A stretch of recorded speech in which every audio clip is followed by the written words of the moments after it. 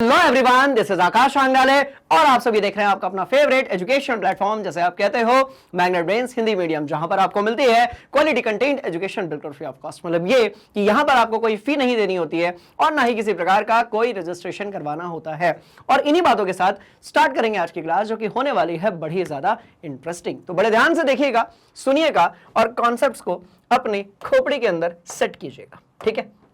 अब आप बोल रहे हो कि सर इंपॉर्टेंट काहे होने वाली है? क्योंकि भैया आज मैं आप लोगों को ऐसे सवाल कराने वाला हूं, बहुत ध्यान से देखिएगा। आज हम सारे के सारे जो लेक्चर होगी ना, उसमें सवालों के बारे में बात करेंगे। और आज मैं आप लोगों को ऐसे सवाल कराने वाला हूं जो कि सीधे सीधे आप लिख कर रख लो, JEE नीट, ठीक है जी, CUET बोलो यस सर, और JEE नीट CUET और आपके जो भी स्कूल के एग्जाम्स होते हैं वहां पर पूछे ही पूछे जाते हैं। अब आप बोलोगे कि सर ये वाला जो डायलॉग है ना, अब इसे 3-4 लेक्चर से काहे बोल रहे हैं? अरे भैया, क्योंकि जब बात करते हैं हम थर्मोडायनेमिक्स की, ऊष्मा गतिकी की, ठीक है, एक तो इसका वेटेज बहुत ज्यादा है, मतलब ये कि इस अध्याय के जो अंक है वो बहुत ज्यादा है।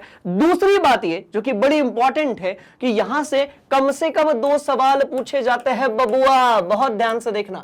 कम से कम कितने सवाल? तो भैया कम से कम 2 सॉरी जोश में आ गए गुरुजी, कम से कम 2 सवाल जो है वो यहां से पूछे जाते हैं। एक और इंटरेस्टिंग बात बताऊं, फिजिक्स में भी यही अध्याय है, तो यदि आप केमिस्ट्री में बढ़िया से पढ़ोगे तो फिजिक्स में भी इस चैप्टर में आपको बहुत ज्यादा मिलने वाली है हेल्प। अब ऐसा क्यों? क्योंकि केमिस्ट्री में ये 6th नंबर का अध्याय है। बोले यस सर। और यदि अपन फिजिक्स की बात करें तो वो 2nd वाली बुक में है, तो मतलब जब तक ये पूरा कंप्लीट हो जाएगा उसके बहुत बाद में फिजिक्स में ये चैप्टर आएगा। थर्मोडायनेमिक्स केमिस्ट्री में भी है, फिजिक्स में भी है। चलो भैया, तो काम की बात पर आते हैं और आज हम बात करते हैं इसके बारे में, ऊष्मा रासायनिक समीकरण। सवाल पैदा होता है, इसका मतलब क्या? सवाल पैदा होता है, इसका मतलब क्या? तो बहुत ध्यान से देखिएगा। मैंने क्या किया, मैंने यहां पर लिया CaCO3। आपने कहा सर ये कैल्शियम कार्बोनेट है ना? अरे बिल्कुल कैल्शियम कार्बोनेट है। क्या बोलते हैं इसको? संगमरमर या फिर चूने का पत्थर। और जैसे ही कैल्शियम कार्बोनेट को हमने ऊष्मा दी, कैल्शियम कार्बोनेट को जैसे ही हमने ऊष्मा दी, कैल्शियम कार्बोनेट ने कहा मैं टूट जाऊंगा, बिखर जाऊंगा, बर्बाद हो जाऊंगा। बात समझ में आ रही है? और ये टूट कर जो है 2 भागों में क्या कर गया भैया, डिवाइड हो गया। आपको एक चूना मिला और साथ में आपको कौन सी चीज मिली? तो भैया कार्बन डाइऑक्साइड मिली, ठीक है। अब आप मुझे एक बात बताओ, क्या ये रासायनिक समीकरण है? आपने कहा हाँ जी सर। तो अपन ने लिख दिया यहां पर रासायनिक, और आगे क्या लिख दिया? समीकरण। बात समझ में आई? तो भैया हमने यहां पर लिख दिया रासायनिक समीकरण। दूसरी बात ये कि आगे क्या है? तो आपने कहा सर ऊष्मा। इसका मतलब क्या? अब देखो, ऊष्मा के कारण ये रिएक्शन जो है वो हो रही है। और इस पूरे चैप्टर में और इसके पहले वाले लेक्चर में, एपिसोड में हमने ये पढ़ा था कि बहुत सारी रिएक्शंस ऐसी होती है जिनको कराने के लिए हमें एनर्जी देनी पड़ती है, और बहुत सारी रिएक्शंस ऐसी होती है जिनसे या जिनके होने से जो है एनर्जी कैसी होती है? तो भैया बाहर आती है। बात समझ में आ गई? बोले यस सर। तो मैंने आगे लिख दिया ऊष्मीय। मैंने जो है वो आगे क्या लिख दिया भाई? ऊष्मीय लिख दिया। तो ये जो रिएक्शन होगी इसको हम क्या बोलेंगे? ऊष्मीय रासायनिक समीकरण, क्योंकि इसमें ऊष्मा का या तो आदान हो सकता है या फिर प्रदान हो सकता है। मतलब आपका जो दिमाग था वो घूम गया कि अरे भैया इसको तो अपन बहुत ही पहले से जानते हैं। ऊष्मीय रासायनिक अभिकरण या ऊष्म रासायनिक समीकरण, थर्मोकेमिकल इक्वेशन को आप सब बहुत पहले से जानते हो। जितनी भी रिएक्शंस है जो या तो ऊष्मा छेपी है, राइट, या फिर ऊष्मा शोषी है, दोनों ही केसेस में आप यदि ध्यान से देखेंगे तो क्या होगी? तो वो होगी आपकी ऊष्मीय रासायनिक समीकरण। आपने कहा सर ये तो सब पहले से जानते हैं, अपन तो हलवा बना देंगे इस टॉपिक का। बात समझ में आई? चलो, पक्का पक्का पक्का पक्का पक्का। अब इसकी यदि डेफिनेशन की बात होगी तो उसको तो सीधे अपन खोपड़ी के अंदर सेट करते हैं कि भैया एक संतुलित रासायनिक समीकरण, बहुत ध्यान से देखिएगा वो बुआ, एक संतुलित रासायनिक समीकरण, एक संतुलित रासायनिक समीकरण जिसमें उसके डेल आर एच का मान भी दिया गया हो। और डेल आर एच क्या है? तो भैया एंथैल्पी में परिवर्तन। कब? अभिक्रिया के दौरान। तो चलो लिखने की जरूरत नहीं है, एंथैल्पी में परिवर्तन कब? तो भैया अभिक्रिया के दौरान। उसको अपन क्या बोलते हैं? ऊष्मीय रासायनिक समीकरण बोलते हैं। उसको हम क्या बोलते हैं? तो सीधी सी बात है, ऊष्मीय रासायनिक समीकरण बोलते हैं। क्लियर है कहानी? Yes sir. और बात खत्म हो गई बस। टीपो टीपो टीपो रगड़ते हैं आज इस पूरे चैप्टर को। ठीक है, चलो। अब जरा पिछली वाली क्लास याद करो, भी नहीं मिटाऊंगा इसको। अब जरा पिछली वाली क्लास याद करो। पिछले एपिसोड में, पिछले लेक्चर में हम लोगों ने क्या पढ़ा था? हमने ये पढ़ा था कि एंथैल्पी में अलग अलग प्रकार से परिवर्तन हो सकता है। एंथैल्पी में अलग अलग प्रकार से परिवर्तन हो सकता है, यानी कि रिएक्शन जो है वो अलग अलग प्रकार की हो सकती है। उसका जल्दी से एक बार जो है क्विक रिवीजन ले लेते हैं, क्योंकि आज की क्लास में वो बड़ा ही काम आने वाला है। आपने कहा सर मतलब जो है बादल बनाए जाएंगे? बिल्कुल बनाए जाएंगे। मतलब तितलियां उड़ेंगी? बोलो यस सर। मतलब जो है क्या उड़ेंगी भैया? तितलियां उड़ेंगी। चलो चलो चलो, बहुत शानदार वाली बात। आ जाओ आ जाओ आ जाओ आ जाओ आ जाओ। बात समझ में आई? चलो, ये हुई ना बात। बहुत ध्यान से सुनना। मैं सवाल ही ऐसे कराऊंगा ना आज, जो या तो कभी ना कभी आपकी कॉम्पिटिटिव एग्जाम्स में पूछे गए हैं, या तो पूछे जा सकते हैं, और जिनसे आपका जो रिवीजन है वो बढ़िया तरीके से हो सकता है। ठीक है जी? आपने कहा हाँ जी सर, आओ मचाते हैं धमाल। तो सबसे पहले तो मैं यहां पर कहूंगा कि भाई अभिक्रियाएं जो हैं, अभिक्रिया की एंथैल्पी, एंथैल्पी नहीं एंथैल्पी, एंथैल्पी हम बात करेंगे किसकी? अभिक्रिया की एंथैल्पी। इसको हम किसी ना किसी चीज से रिप्रेजेंट करेंगे। ये लो, अरे ये लो, ये कर दिया मैंने रिप्रेजेंट। बात समझ में? इसको हम किसी ना किसी चीज से क्या करेंगे भैया? तो रिप्रेजेंट करेंगे। डेल आर एच उधर पे पटक दिया मैंने। और अलग अलग प्रकार की रिएक्शन है, अलग अलग प्रकार के समीकरण है, अलग अलग प्रकार की अभिक्रियाएं हैं, जो हमारे सिलेबस का पार्ट है। उसको अपन देख लेते हैं एक बार। बात समझ में आ गई? चलो आओ, साथ साथ नोट करना। मस्त वाली बात, मस्त वाली बात। चलो बताते भी जाना क्या है। और बेटा इसको अपन मानक अवस्था में लेते हैं। अब आप बोलेंगे सर मानक अवस्था बोले तो भैया तापमान जो रहेगा वो 298 केल्विन रहेगा। ये सब कुछ अपन किस पर ले रहे हैं? मानक अवस्था। यहां पर लिख देता हूं मानक अवस्था। मानक अवस्था, बहुत सिंपल वाली बात। मानक अवस्था में ऊपर आ जाता है नॉट। कौन सा वाला नॉट? तो आपने कहा सर नॉटी वाला नॉट। मानक अवस्था में ऊपर क्या आ जाता है? नॉट। कौन सा वाला? नॉटी वाला। ठीक है, तो ताप की यदि आप बात करोगे ना तो ताप हो जाएगा आपका 298 केल्विन, और दाब की यदि आप बात करोगे ना तो भैया ये हो जाएगा 1 बार। चलो, इस पर हमने जो है एंथैल्पी में परिवर्तन देखा है, और अभिक्रियाएं जो है वो अलग अलग प्रकार से हो सकती है। वो रहा आपका पहला उदाहरण। चलो, और कौन सी अभिक्रिया हो सकती है? तो भैया बड़ी सिंपल सी, डेल HYD H। और कौन सी हो सकती है? तो भैया डेल FUSH। नॉट लगाना ना भूलें। बात समझ में आई? नॉट लगाना ना भूलें। और कौन सी हो सकती है? तो डेल SOL, और ये यहां पर H। बात समझ में? और कौन सी हो सकती है? तो भैया डेल, यहां पर लिखा वैप, यहां पर लिखा है H, यहां पर लगाया आपने नॉट। क्या लगाया? नॉट। नॉट कौन सा वाला? नॉटी वाला। ठीक है, और बनाएंगे एक आध दो। चलो आ जाओ, एक आध दो और बनाते हैं। ये लो, ये लो। पूरा का पूरा खेलना बहुत ही इंटरेस्टिंग है। चलो, कौन सा लिख लें? वैप लिख लिया, फ्यूज लिख लिया, लेटिस भी लिख लेते हैं, है ना?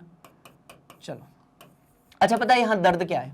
यहां छोटा सा दर्द ये है कि इनके नीचे जो सबस्क्रिप्ट होती है ना बेटा, ये नीचे, इसको ना सबस्क्रिप्ट कहते हैं अपन। ठीक है, इसको अपन सबस्क्रिप्ट कहते हैं। तो ये ना अपने को इंग्लिश में लिखना होता है।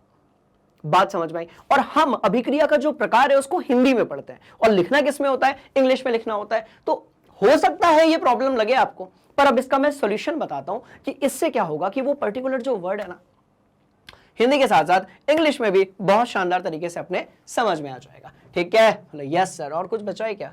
हाँ यार बिल्कुल बचा है। पता है कौन सा? भूल गए थे अपन। ये लो, ये लो। ठीक है, बोलो यस सर, बोलो यस सर, बोलो यस सर।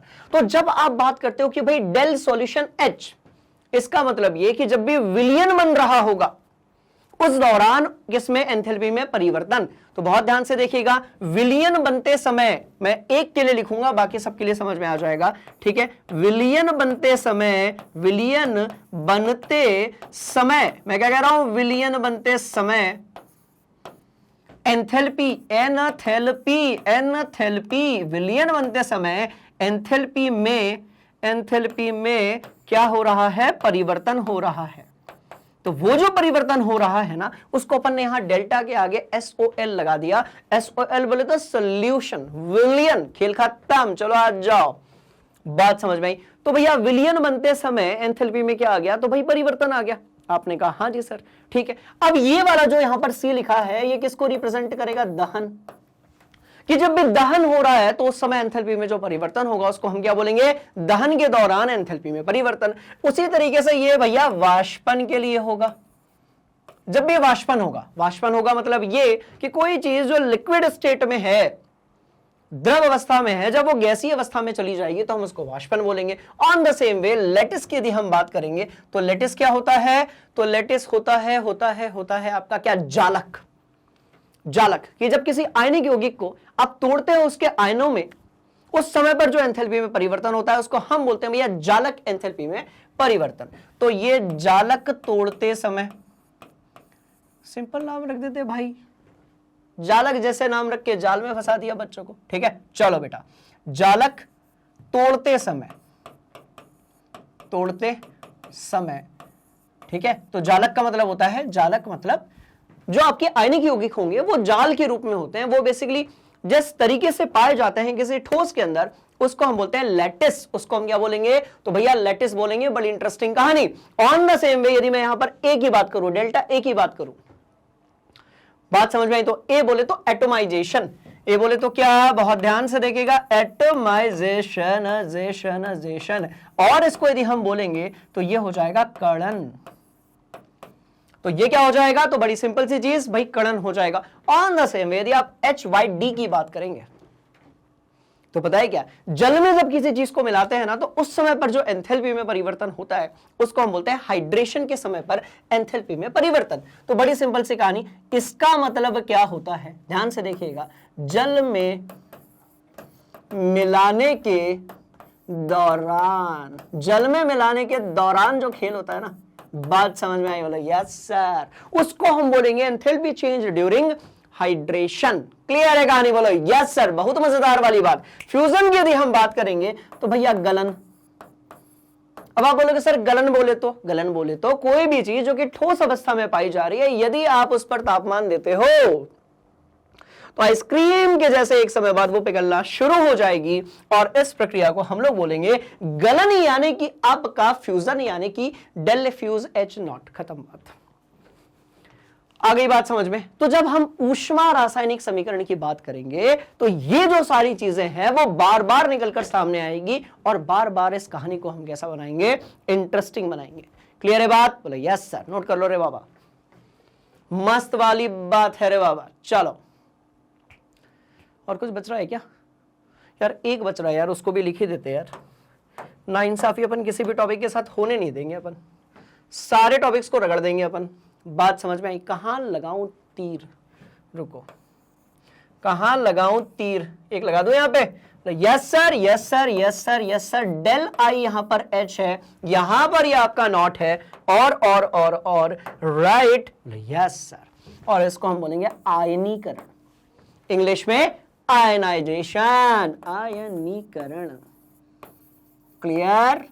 Yes sir. तो ये हो गई आपकी आयनीकरण, ठीक है, नोट कर लेंगे।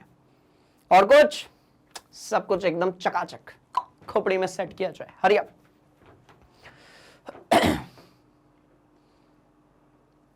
ठीक है। अब जब भी इनमें से कोई प्रक्रिया हो रही है तब उस समय पर ऊष्मा का आदान प्रदान हो सकता है, एंथैल्पी में परिवर्तन हो सकता है।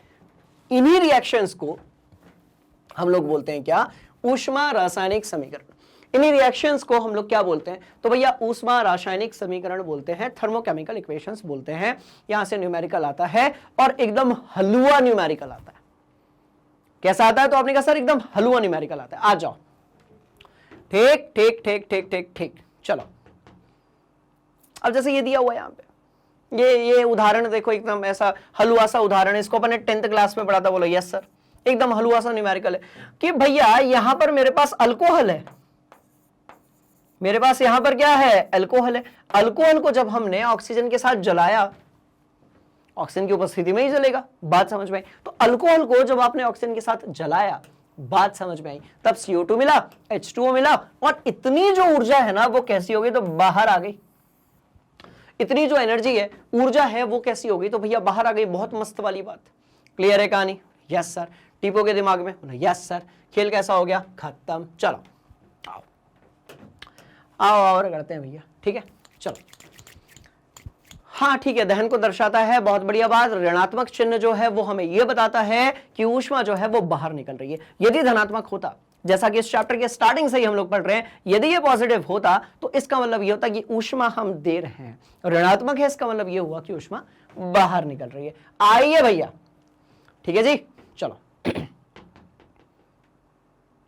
ठीक। अब कुछ एक रूल जो है, रूल तो मैं नहीं कहूंगा क्योंकि रूल वो होते हैं जिसको अपने याद रखते हैं, दिमाग में से ध्यान में रखते हैं। ये कुछ ऐसे पॉइंट्स है, बेसिकली रूल नहीं है, कुछ ऐसे बिंदु हैं जो अपने को दिमाग के अंदर फिट रखने, क्योंकि ये एग्जाम में तो जब सवाल करोगे ना तो वहां पर ये यूज होंगे। चलो, संतुलित रासायनिक समीकरण में गुणांक अभिक्रियकों और उत्पादों के मोलों को निर्देशित करते हैं। अब आप बोलोगे सर इसका मतलब, अरे देखो इधर देखो, आओ मैं लिख रहा हूं यहां पर H2O। अब मैं यदि आपसे पूछूंगा कि भैया बताओ कितने H2O के मोल हैं, तो आप बोलेंगे सर देखो आगे कुछ नहीं लिखा है, मतलब एक लिखा है। जिसका कोई नहीं होता उसका कौन होता है भाई? एक होता है। पर तो ये 1 मोल हो गया। ये कैसा हो गया? तो आपने कहा सर ये कैसा हो गया? तो भाई 1 मोल हो गया। अब मैं लिख रहा हूं H2O, यहां पर मैं लिख रहा हूं 3। अब ये कितने मोल हो गए? तो आपने कहा सर ये 3 मोल हो गए।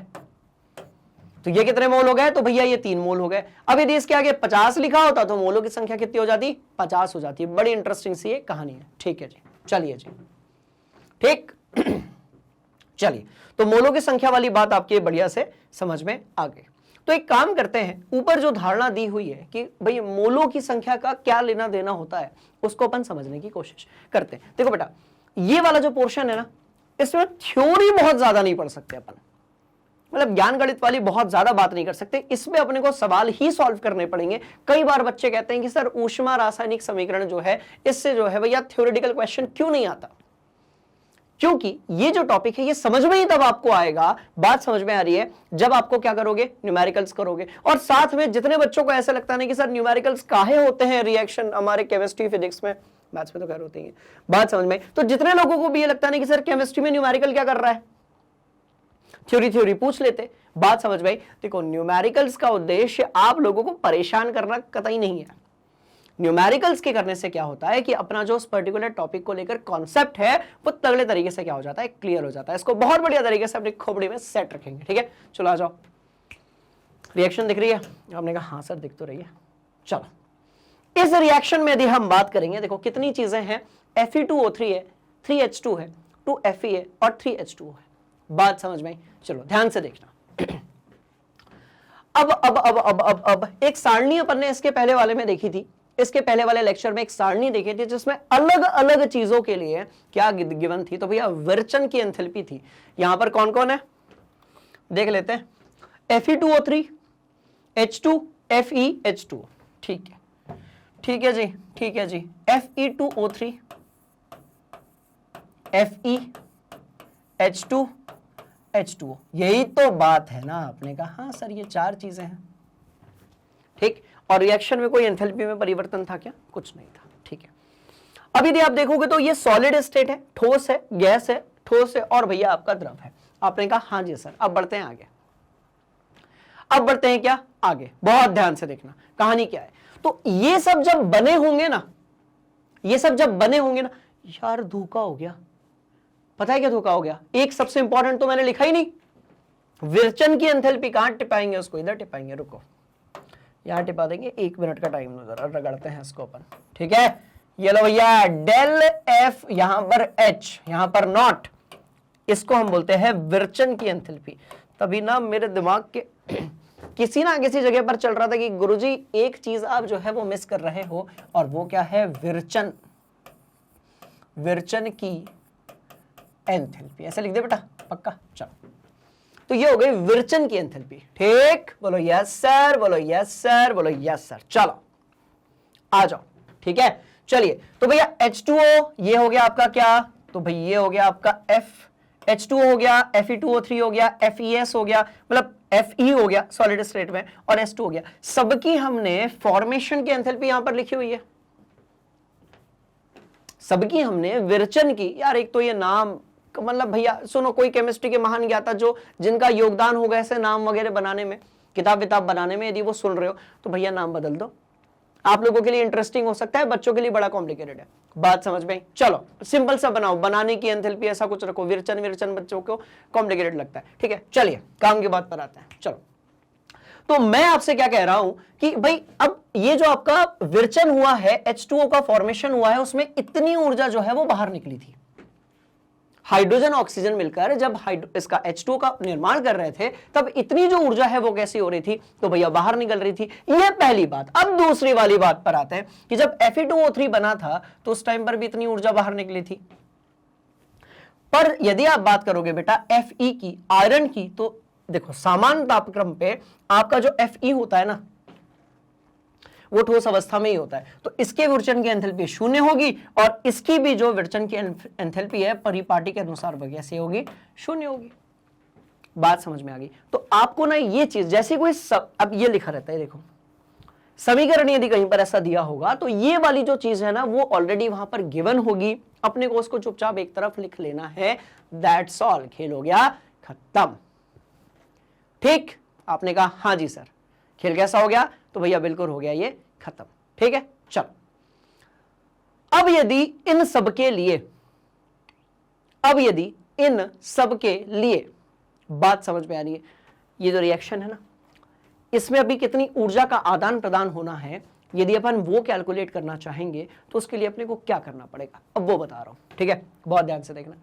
पहले सिर्फ ये ऊपर वाला पोर्शन, ये तो आपने टिप लिया होगा बिल्कुल। अब ये जो सिर्फ ऊपर वाला पोर्शन है इसको अपनी कॉपी में नोट करो, नीचे वाला खबरदार कोई नहीं करेगा। बढ़ते हैं आगे, चलो चलिए। तो आपने कहा सर ऊपर वाला पोर्शन लिख लिया, दिमाग के अंदर एकदम सेट हो गया, अब आगे क्या? अब सुनो, अब मैं कह रहा हूं मेरे पास एक रिएक्शन है, बात समझ में आ गई। उस रिएक्शन को अपन सीधे सीधे यहां पर उठाकर पटक देते हैं, और क्योंकि ये जो कैलकुलेशन नीचे दिया है ना, इसको भी अपने को नहीं देखना है। पूछो क्यों? क्योंकि पहले पता तो चले भैया कि ये सब अपन क्यों कर रहे हैं। बात समझ में? तो रुको जरा, यहां से तो पहले ये जगह खाली करते हैं अपन, क्योंकि यहां पर लिखने वाले हम लोग रिएक्शन। इन सबको भी मैं यहां से हटा देता हूं। बात समझ में? अब भैया आपके पास रिएक्शन क्या थी?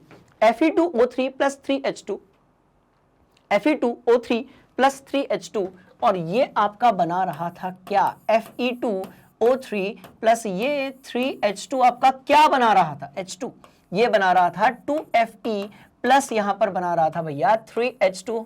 आपने कहा गुरुजी एकदम शानदार वाली, तड़क भड़क मस्त वाली बात, चकाचक एकदम। ठीक है, अब आप मुझे बताओ क्या पहले रिएक्शन बैलेंस्ड है या फिर नहीं है?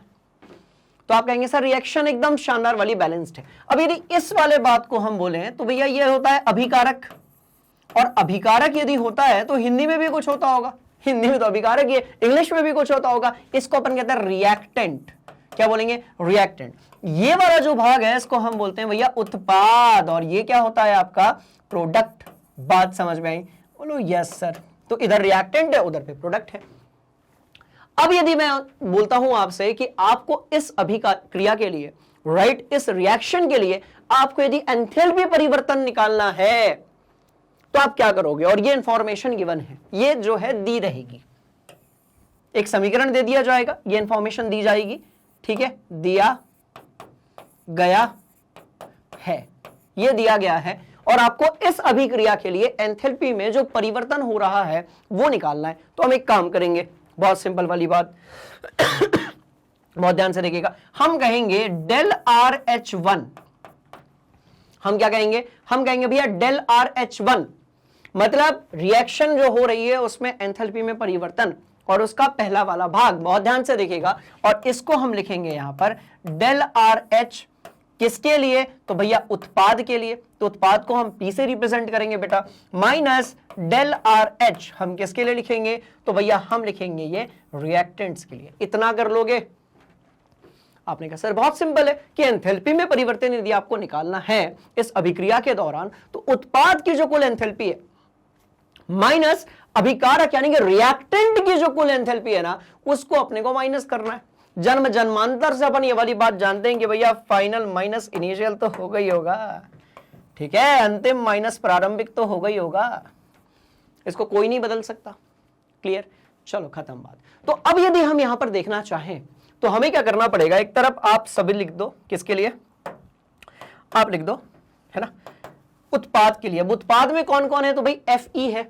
चलिए, तो उत्पाद की हम एंथैल्पी यहां पर लिखेंगे 2 गुणा, अब Fe जो था उसके बनने में कितनी एनर्जी निकल रही थी, तो आपने कहा सर शून्य, कितने निकल रही थी, शून्य निकल रही थी, तो Fe के लिए आपने यहां पर शून्य लिख दिया, प्लस आपने कहा कि सर H2 जो बन रहा है ना उसमें भी कुछ एनर्जी निकल रही है, तो H2 कितने हैं अपने पास, तो भाई 3 है, गुणा गुणा गुणा गुणा, और H2 के बनने में कितनी ऊर्जा बाहर निकल रही थी, तो आपने कहा सर H2O माइनस 285.83, चलो माइनस 285.83, चलो ये वाली बात भी हो गई, क्लियर है कहानी। और इस पूरे में से अब हम माइनस कर देते हैं किसको, तो इस पूरे में से अब हम माइनस कर देते हैं किसको भैया, अभिकारक वाले भाग को।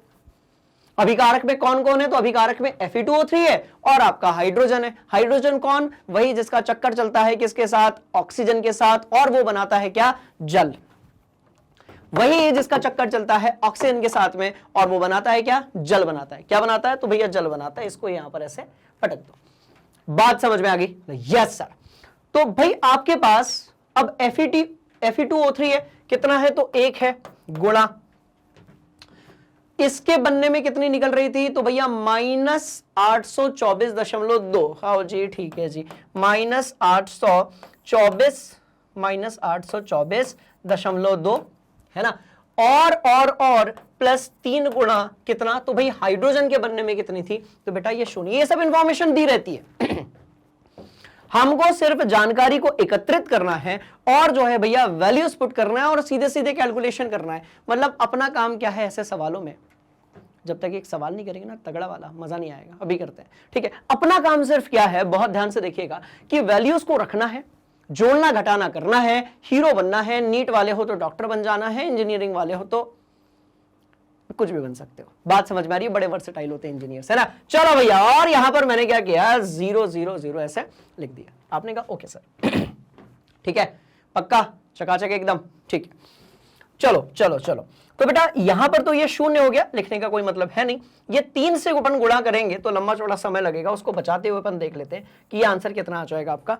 इसको 3 से गुणा करोगे तो ये आपका आंसर आ जाएगा 857.5, ठीक है जी, माइनस 857 है, ठीक है, 57.5। आपने कहा ओके सर, माइनस अब देखो ये भी आपका शून्य हो गया, यहां पर आपका माइनस है, यहां पर भी आपका माइनस है, और माइनस जो है वो मिलकर क्या हो जाएगा, प्लस।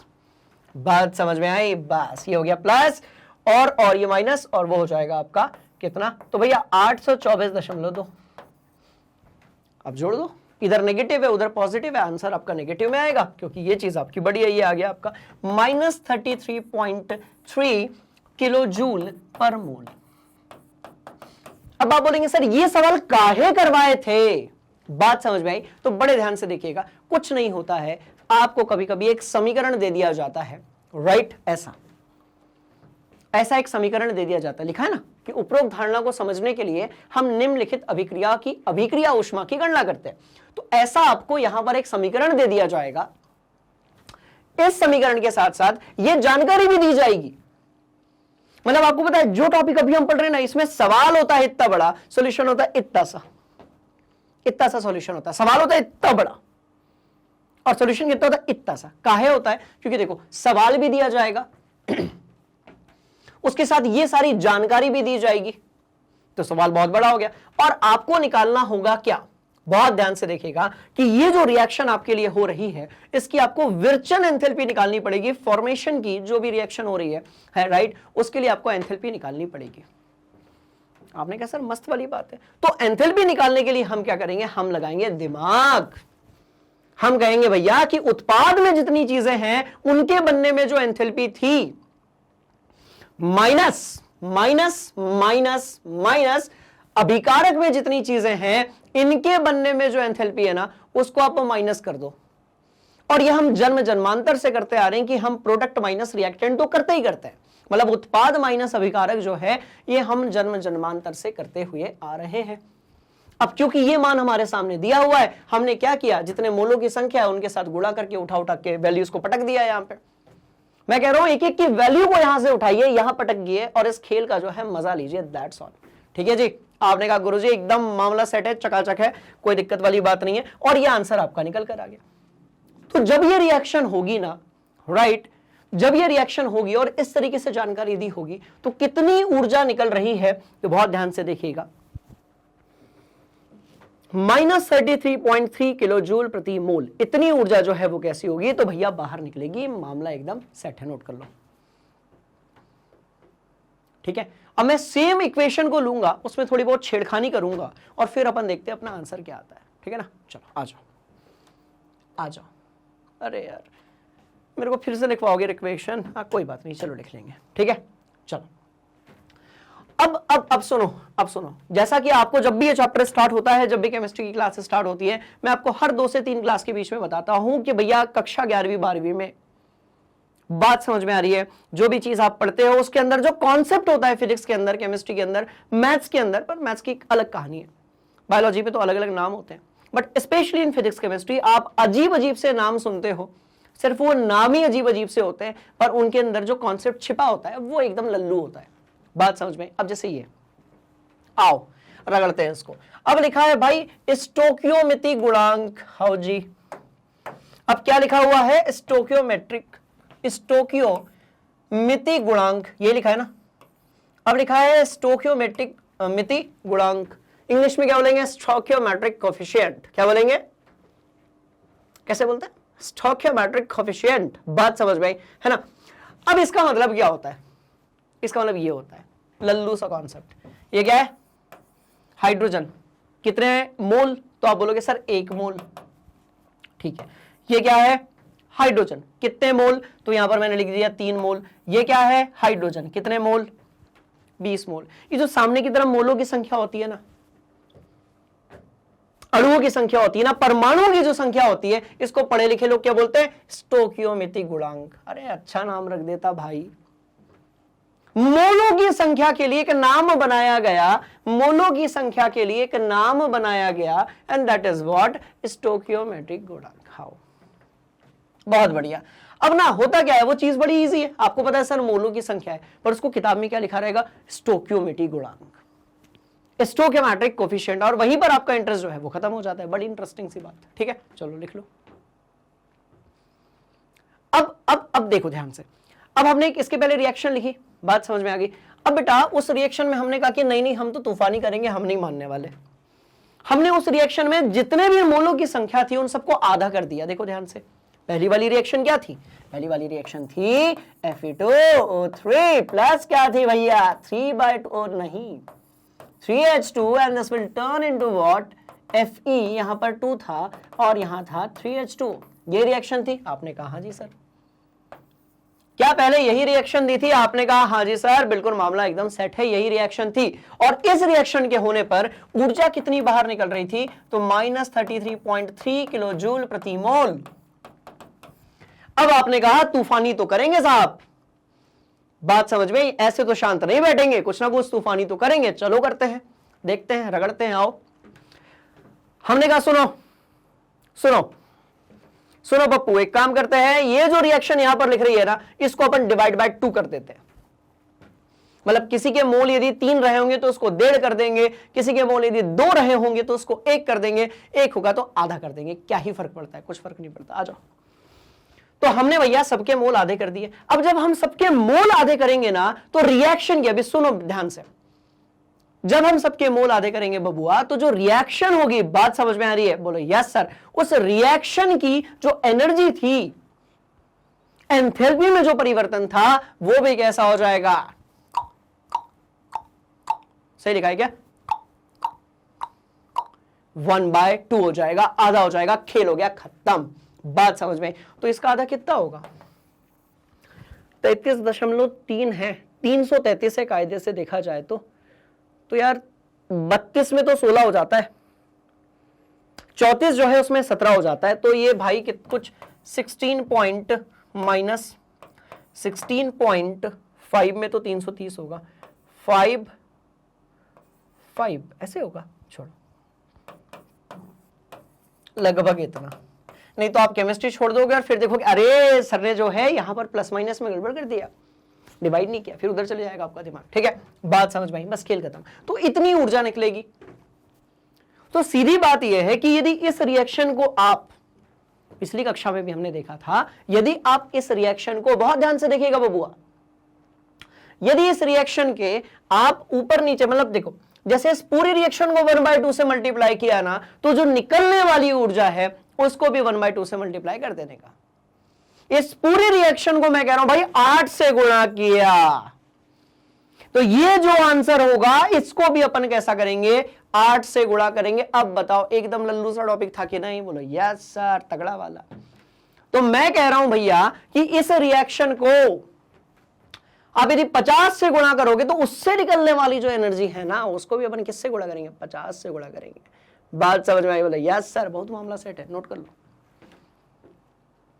तो इसकी एनर्जी इतनी आ जाएगी। कहीं दिया होगा, आगे कहीं दिया होगा, कंप्यूटर महाशय को सब पता रहता है। 16.6, मेरा 16.5 आया था। अच्छा ठीक है भैया। तो चलो इससे एक बार स्पष्ट हो गई कि एंथैल्पी जो है वो क्या होगी, एक विस्तीर्ण राशि होगी, क्योंकि हर चीज को हम डिवाइड कर देंगे अब, है ना? बात समझ में आ गई? Yes sir. आओ सवाल करेंगे, सवाल करेंगे। एक और चीज है, बहुत ध्यान से देखिएगा, ये अपन केमिस्ट्री में भी पढ़ते हैं और फिजिक्स में तो अपन भर भर के पढ़ते हैं कि डायरेक्शन चेंज, तो जो चिन्ह है यानी कि साइन है वो भी चेंज। और बिल्कुल सही बात है कि सही डायरेक्शन में जाओगे तो पॉजिटिव, गलत डायरेक्शन में जाओगे तो नेगेटिव। सही डायरेक्शन में जाओगे, इधर की तरफ जाओगे तो पॉजिटिव, डायरेक्शन यदि बदल दिया तो नेगेटिव। तो मैं कह रहा हूं कि मेरे पास नाइट्रोजन है, मेरे पास हाइड्रोजन भी है। चलो रुक जा, मैं कह रहा हूं मेरे पास नाइट्रोजन है, मेरे पास हाइड्रोजन भी है, दोनों ने मिलकर एक खेल खेला और निर्माण हुआ उस खेल से किसका? भैया अमोनिया का। मैं कह रहा हूं बबुआ मेरे पास नाइट्रोजन है, मेरे पास हाइड्रोजन भी है। बात समझ में आ रही है? बहुत केमिकल्स और एलिमेंट्स है अपने पास, घबराने की जरूरत नहीं है। तो नाइट्रोजन है, हाइड्रोजन है, दोनों ने मिलकर एक खेल खेला, निर्माण किसका हुआ? तो आपने कहा सर अमोनिया का निर्माण हुआ। क्या इससे कुछ और भी हुआ? बिल्कुल हुआ। अरे भैया इससे ऊर्जा जो है वो बाहर निकली, ऊर्जा ऊर्जा ऊर्जा ऊर्जा ऊर्जा बाहर निकली, ऊर्जा बाहर निकली ना। किस रूप में बाहर निकली? तो भाई ऊष्मा के रूप में बाहर निकली। यदि ऊष्मा के रूप में बाहर निकल रही है, इसका मतलब यह होगी ऊष्माक्षेपी अभिक्रिया। अब आप बोलोगे सर कैसे पता चला कि ऊष्मा बाहर निकली? अरे नेगेटिव देखो, नेगेटिव देखो, नेगेटिव देखो, नेगेटिव देखो।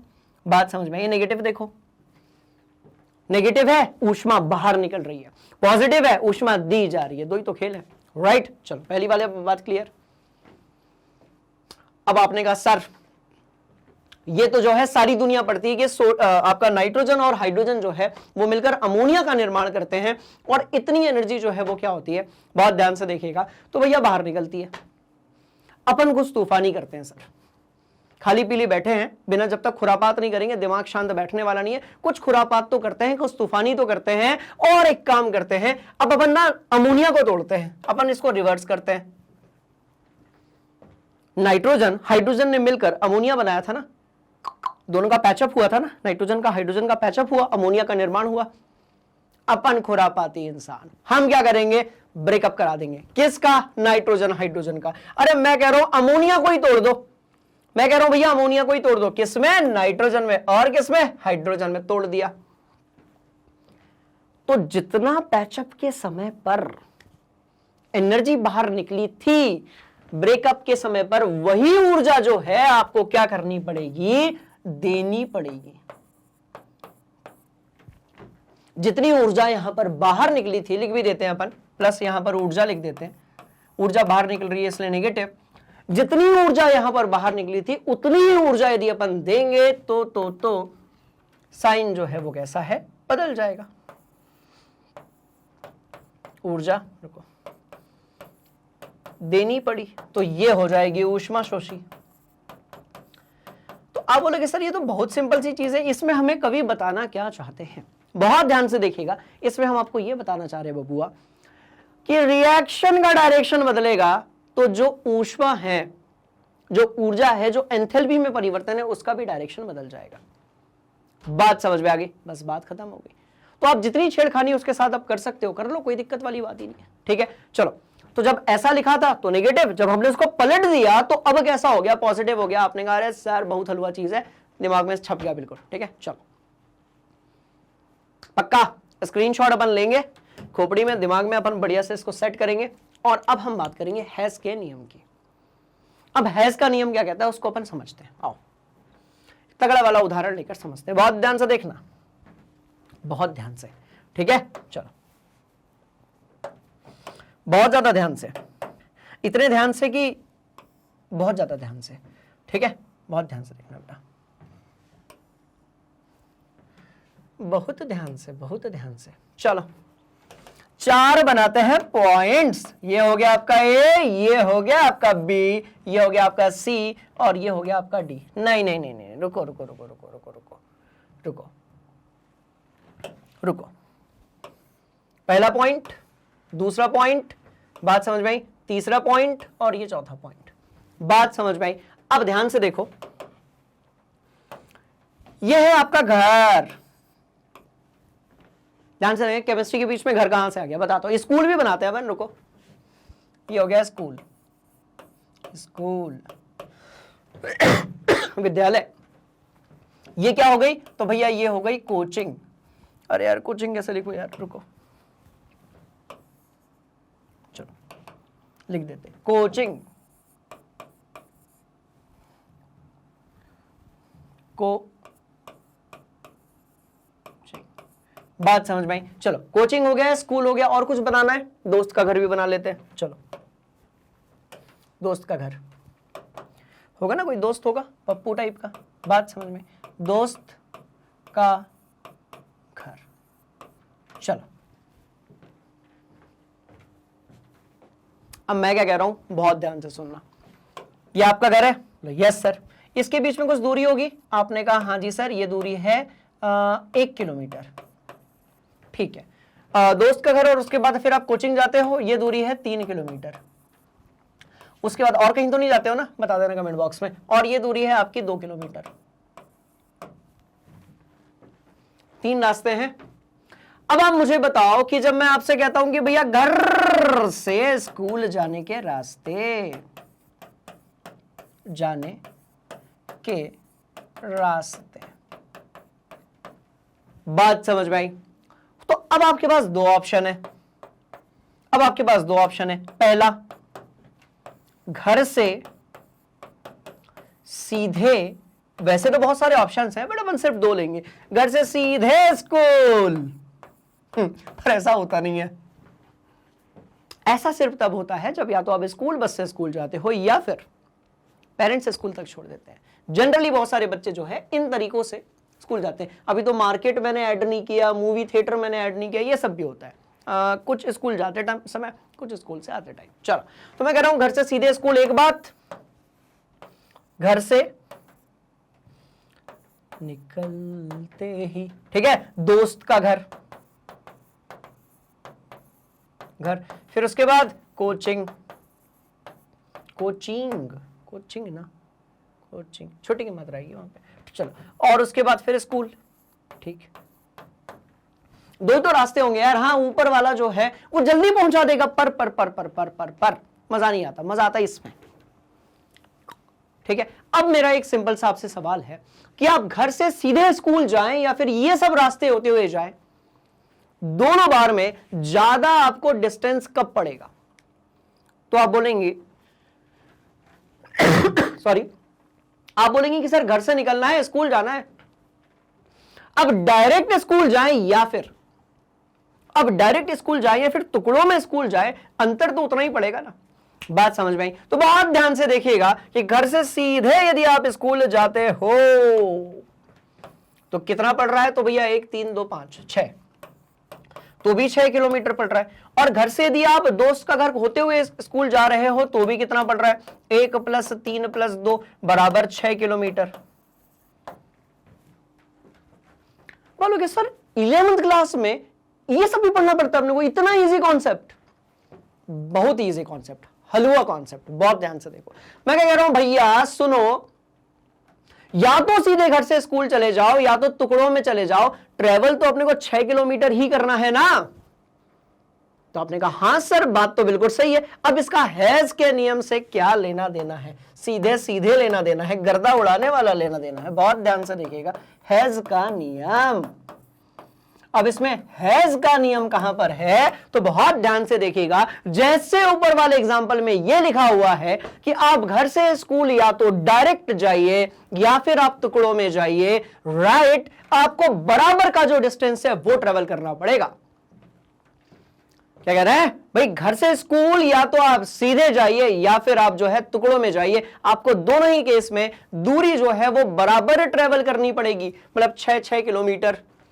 बस ऐसे ही कोई रिएक्शन, बहुत ध्यान से देखिएगा, बहुत शानदार वाली बात, कोई रिएक्शन सीधे एक स्टेप में हो जाए या फिर कोई रिएक्शन सीधे एक स्टेप में हो जाए या फिर टुकड़ों में हो जाए, कुल एंथैल्पी में परिवर्तन कैसा होगा? एक समान होगा। फिर से करते हैं, कोई रिएक्शन एक ही बार में हो जाए या फिर टुकड़ों में हो, बात समझ में आ रही है? एंथैल्पी में जो परिवर्तन है वो कैसा होगा? एक समान होगा। क्लियर है कहानी? बोलो यस सर। तगड़ा वाला अपन एक उदाहरण लेंगे। ये था हैज का नियम, हलवा टॉपिक। ये वही टॉपिक है बेटा जिससे बहुत सारे बच्चे बहुत डरते हैं। बताओ अंदर की बात, मैंने 11th क्लास में इस वाले टॉपिक को छोड़ दिया था। आपको मैं छोड़ने नहीं दूंगा, पर मैंने क्यों छोड़ा था? क्योंकि मेरे को समझ में नहीं आया था। बात समझ में? आपको नहीं छोड़ने दूंगा, बड़े ध्यान से देखिएगा। तो ये था आपका हैज का नियम। हमारे गुरुजी ने पूरी मेहनत से पढ़ाई, पर हमको यही समझ में नहीं आया कि भाई हैज का नियम है क्या, है ना। तो आप ये वाली गलती नहीं करेंगे। आ जाओ समझते हैं। एक रिएक्शन उठाते हैं और सुनो कितने प्रकार की रिएक्शंस होती हैं। यदि आपने नहीं पढ़ा है तो इसके पहले वाला लेक्चर आप प्लीज जाकर देखिए, क्योंकि वो बड़ा इंपॉर्टेंट है बेटा। बिना उसके आज की जो क्लास है वो बहुत इफेक्टिव नहीं लगेगी आपको। क्लियर है कहानी? बोलो यस सर। चलो आओ, मेरे पास है NaCl, किस अवस्था में है? तो भैया सॉलिड स्टेट में है। और अब इसको मैं बना रहा हूं यहां पर क्या, Na+ यहां पर एक्वस होगा, राइट। Cl- यहां पर एक्वस होगा। एक्वस बोले तो जलीय विलयन। तो इस समय पर एंथैल्पी में जो परिवर्तन आएगा ना, बात समझ में आ रही है, उसको हम बोलेंगे सॉल्यूशन। और यहां पर डैच होगा, सॉरी H होगा, और ऊपर की तरफ वहां पर नॉटी वाला नॉट लगा होगा। ठीक है, बोलो यस सर। अब एक ऑप्शन तो ये हो गया कि सोडियम क्लोराइड आपका जो है नमक है, जिसके बिना जिंदगी का जायका अधूरा रहता है, राइट। तो NaCl का एक आप उसका जलीय विलयन बनाओगे तो भैया आप उसको बोलोगे सॉल्यूशन का बनना, विलयन का बनना। तो एक तरीका तो ये हो गया, या तो आप इस स्टेप को 2 बार में कर लीजिए। पहले आप क्या कर लीजिए, पहले आप जो है ना Na+ गैसियस और Cl- गैसियस बना लीजिए, या तो आप ये कर लीजिए। अब इसको आप क्या बोलोगे? आप बोलोगे सर लैटिस तोड़ रहे हैं अपन। देखो प्रैक्टिस कैसी होती है, ऐसी तो होती है लैटिस। तो आप इसको बोलोगे सर देखो लैटिस तोड़ रहे हैं अपन, अच्छा खासा था जो है सॉलिड स्टेट में दिया हुआ है, तोड़ ताड़ के अपन उसको आयनीकरण कर रहे हैं, लैटिस तोड़ रहे हैं सर अपन।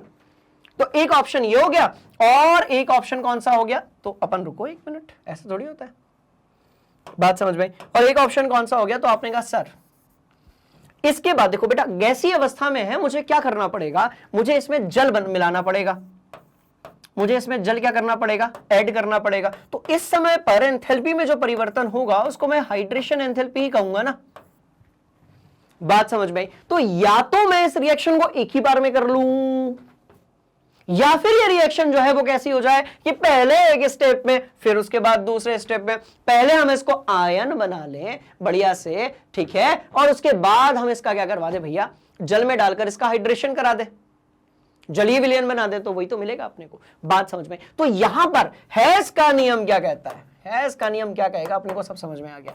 तो हैज का नियम, तो भैया हैज का नियम क्या कहता है? बहुत ध्यान से देखिएगा। हैज का नियम कहता है क्या कि या तो एक बार में करो या तो 2 बार में करो, आंतरिक ऊर्जा में,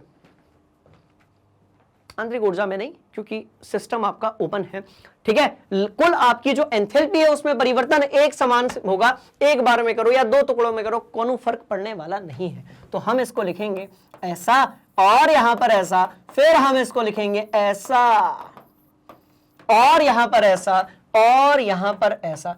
अब आप बोलोगे कि गुरुजी इसको तो अपन ने पिछली क्लास में रगड़ा था। अरे बिल्कुल रगड़ा था भाई, यही तो केमिस्ट्री का जादू है कि कई सारे टॉपिक्स को अपन पहले से पढ़ लेते हैं, उसके बाद एक नियम निकल कर आता है।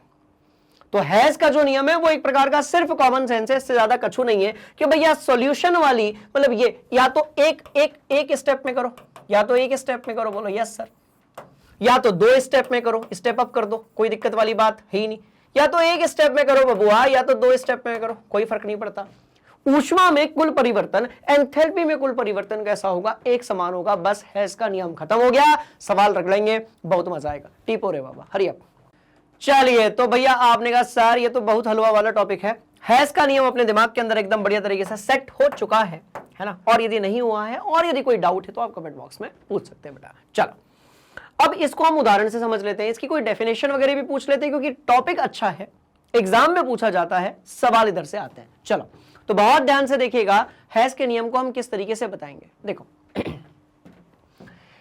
एक अभिक्रिया चाहे एक बार में हो या फिर बहुत बार में हो, ये क्या बोल रहा हूं, बहुत बार, एक चरण में हो या फिर अनेकों चरण में हो, एंथैल्पी में जो कुल परिवर्तन आता है वो कैसा आता है भाई, एक समान आता है। बड़ी सिंपल सी बात है और इसी को हम क्या कहते हैं, राइट, हैज का नियम कहते हैं। और दूसरे तरीके से भी हम इसको कह सकते हैं कि देखो अनेक पदों में होने वाली किसी रासायनिक अभिक्रिया की मानक एंथैल्पी उन सभी अभिक्रिया की समान ताप पर मानक एंथैल्पियों में योग का क्या होती है, योग होती है बेसिकली, जिनमें इन संपूर्ण अभिक्रियाओं को विभाजित किया जा सकता है। उदाहरण लेते हैं, जब ये ऊपर वाली स्टेटमेंट आप लिखेंगे, राइट, और इसके बाद आप ये लिखेंगे, ये डिब्बे बना देना कि भैया ये है आपका सोना, ठीक है, और ये है आपका जानू। अब सोना जो है वो जानू के घर एक रास्ते से जाए या फिर पहले कहीं जाए कोचिंग, फिर उसके बाद स्कूल, उसके बाद जाए, बात एक ही है ना, बात समझ में आई, कुल अंदर तो उससे उतना ही ट्रेवल किया होगा, बस खत्म बात। ठीक है चलो मस्त वाली बात। और ये स्टेटमेंट पटक देना, और जो स्टेटमेंट है ये यहां पर ये जो लाइन लिखी हुई है इसको ऐसे आप पटक देना कि भैया कोई अभिक्रिया एक स्टेप में हो या फिर ढेर सारी स्टेप में हो, अपने को कौन फर्क नहीं पड़ता, ठीक है, कुल एंथैल्पी में परिवर्तन कैसा होगा, एक समान होगा। ठीक है जी, चलो अब बोलोगे सर ये तो नियम है, सवाल करेंगे तो अच्छे से क्लिक होगा, इसलिए अब यहीं पर अपने को रुकना नहीं है, करना है इसके 2-3 बढ़िया वाले सवाल। चलो भैया एक यहां पर सवाल दिया गया है कि निम्नलिखित आंकड़ों से कार्बन मोनोऑक्साइड की विरचन की ऊष्मा जो है वो आपको ज्ञात करनी है।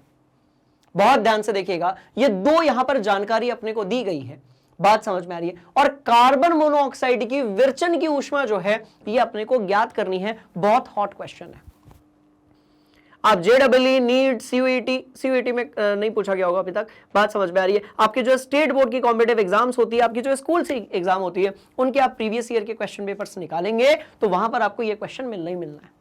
बात समझ में आ रही है, बड़ा अच्छा है। चलो भाई क्या पूछा गया है, निम्नलिखित आंकड़ों से कार्बन मोनोऑक्साइड की विरचन की ऊष्मा आपको ज्ञात करनी है। ठीक है, अब वो बहुत सारे बच्चे कहां गलती करते हैं वो बताता हूं, सुनो ध्यान से। देखो बहुत सारे बच्चे कहते हैं सर देखो ना कार्बन मोनोऑक्साइड अपने को मिल तो रही है ना, इसी रिएक्शन को रिवर्स कर देते हैं तो ये पॉजिटिव हो जाएगा और यही अपना आंसर हो जाएगा। बात समझ में आ रही है? नहीं बेटा, देखो सॉल्व करना बहुत आसान है। इस तरीके के क्वेश्चन में सबसे जो डिफिकल्ट तो खैर कुछ नहीं होता, सबसे जो इंपॉर्टेंट पार्ट है ना वो जो लिखा हुआ है ना, कार्बन मोनोऑक्साइड के विचरण की ऊष्मा ज्ञात कीजिए, उसका समीकरण बनाना बहुत जरूरी है। तो सबसे पहले 2 ही इसके नियम हैं, रूल हैं ऐसे क्वेश्चन को सॉल्व करने के। सबसे पहले आपको समीकरण बनाना है और उसके बाद जो भी जानकारी दी हुई है उसके साथ उठापटक आपको करनी है। ठीक है, मैं बताता हूं पहला सवाल, एक एक स्टेप को ध्यान से सुनना। ठीक है, तो सबसे पहले अपने को बनाना है समीकरण। ये जानकारी दी है, ये समीकरण नहीं दिया हुआ है, अपने को बनाना है कार्बन मोनोऑक्साइड की विरचन की ऊष्मा। अब आप बोलोगे सर कार्बन मोनोऑक्साइड की विरचन मतलब कार्बन मोनोऑक्साइड का, बात समझ में आ रही है, तत्वों से क्या बनना जरूरी है भैया, एक आपका मोल बनना जरूरी है। तो ये हो गया आपका कार्बन मोनोऑक्साइड, और ये किससे मिलकर बनेगा, तो C से मिलकर बनेगा और 1/2 O2 से मिलकर बनेगा, क्योंकि O2 लगाएंगे तो खेल बिगड़ जाएगा। बात समझ में आई? तो बड़ी इंटरेस्टिंग कहानी कि कार्बन मोनोऑक्साइड की जो विरचन की ऊष्मा ज्ञात करनी है उसके लिए आपको यह समीकरण तो मिलेगा ही मिलेगा। इसको और थोड़ा सा कैसा लिखते हैं बेटा, सटीक लिखते हैं, तो सटीक कैसा हो जाएगा, कार्बन गैसीय अवस्था में, छुटका लिख देते हैं इसको, रुको जरा थोड़ा छुटका लिख देते हैं, ऐसा, प्लस 1/2 O2 गैसीय अवस्था में, और इसको लिखते हैं हम लोग ऐसा। ये अपने को ज्ञात करना है, विरचन की ऊष्मा, विरचन की ऊष्मा डेल FH0 अपने को ज्ञात करना है। ठीक है, बस खत्म बात। ठीक है ना, चलो इस क्वेश्चन को करते हैं अपन। ठीक है, चलो कहां करेंगे, इधर मत देखो, इतना नोट करो पहले अपनी कॉपी में, जल्दी से इधर मत देखो, इतना नोट करो, स्क्रीनशॉट लेकर, हरी अप। ठीक है, चलो कार्बन मोनोऑक्साइड की विरचन, हो जी, ठीक है जी, आ जाओ। बहुत बढ़िया सवाल है, तगड़ा सवाल है। कार्बन, कार्बन, एक मिनट कछु, अरे गड़बड़, सॉलिड स्टेट, ठोस अवस्था में होगा ना, कार्बन गैस कैसे होगा, रसायन विज्ञान ही बदल जाएगा, बात समझ में। सॉलिड स्टेट प्लस 1/2 O2 गैसीय अवस्था, मिलेगा क्या आपको भाई, CO मिलेगा गैसीय अवस्था में।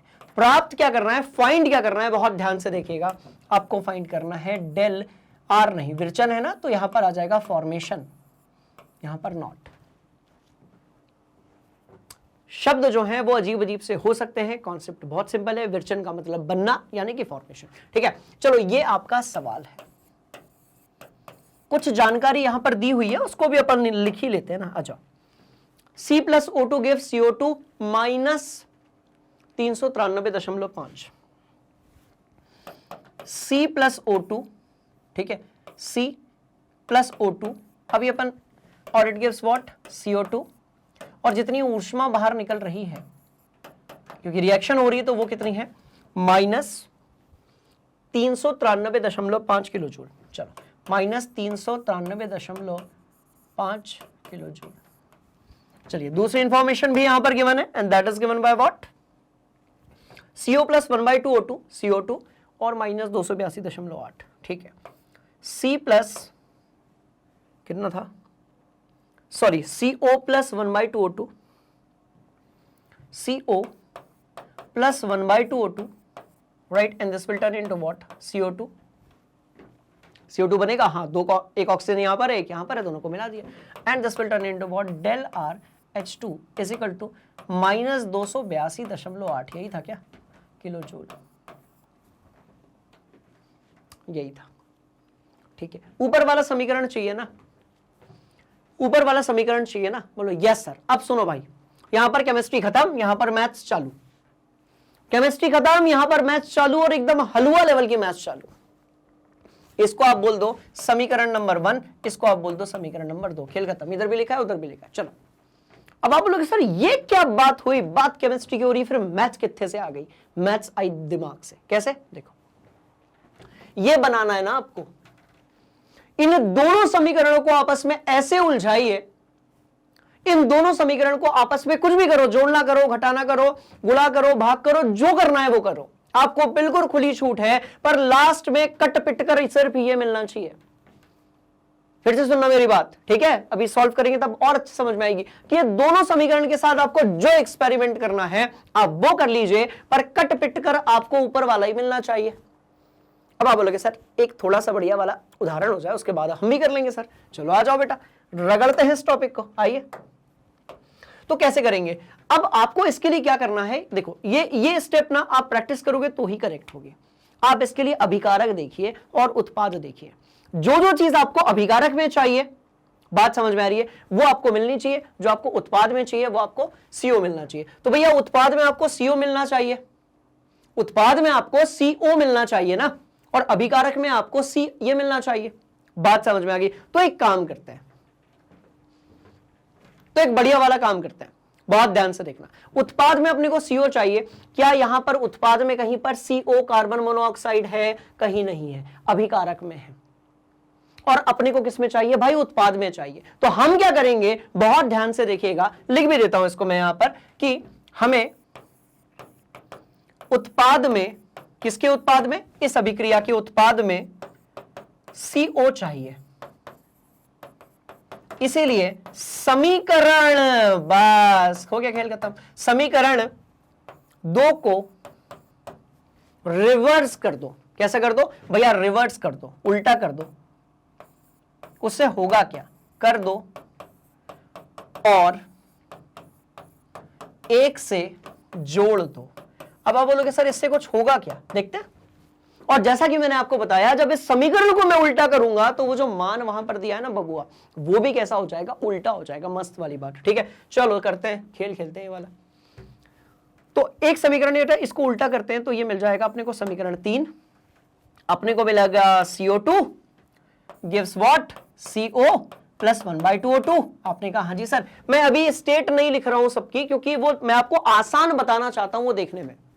सबकी स्टेट लिखूंगा लंबा चौड़ा दिखेगा, डर जाते हो फिर आप, ठीक है। और यहां पर मैं लिखूंगा del RH3 is equal to what plus 280।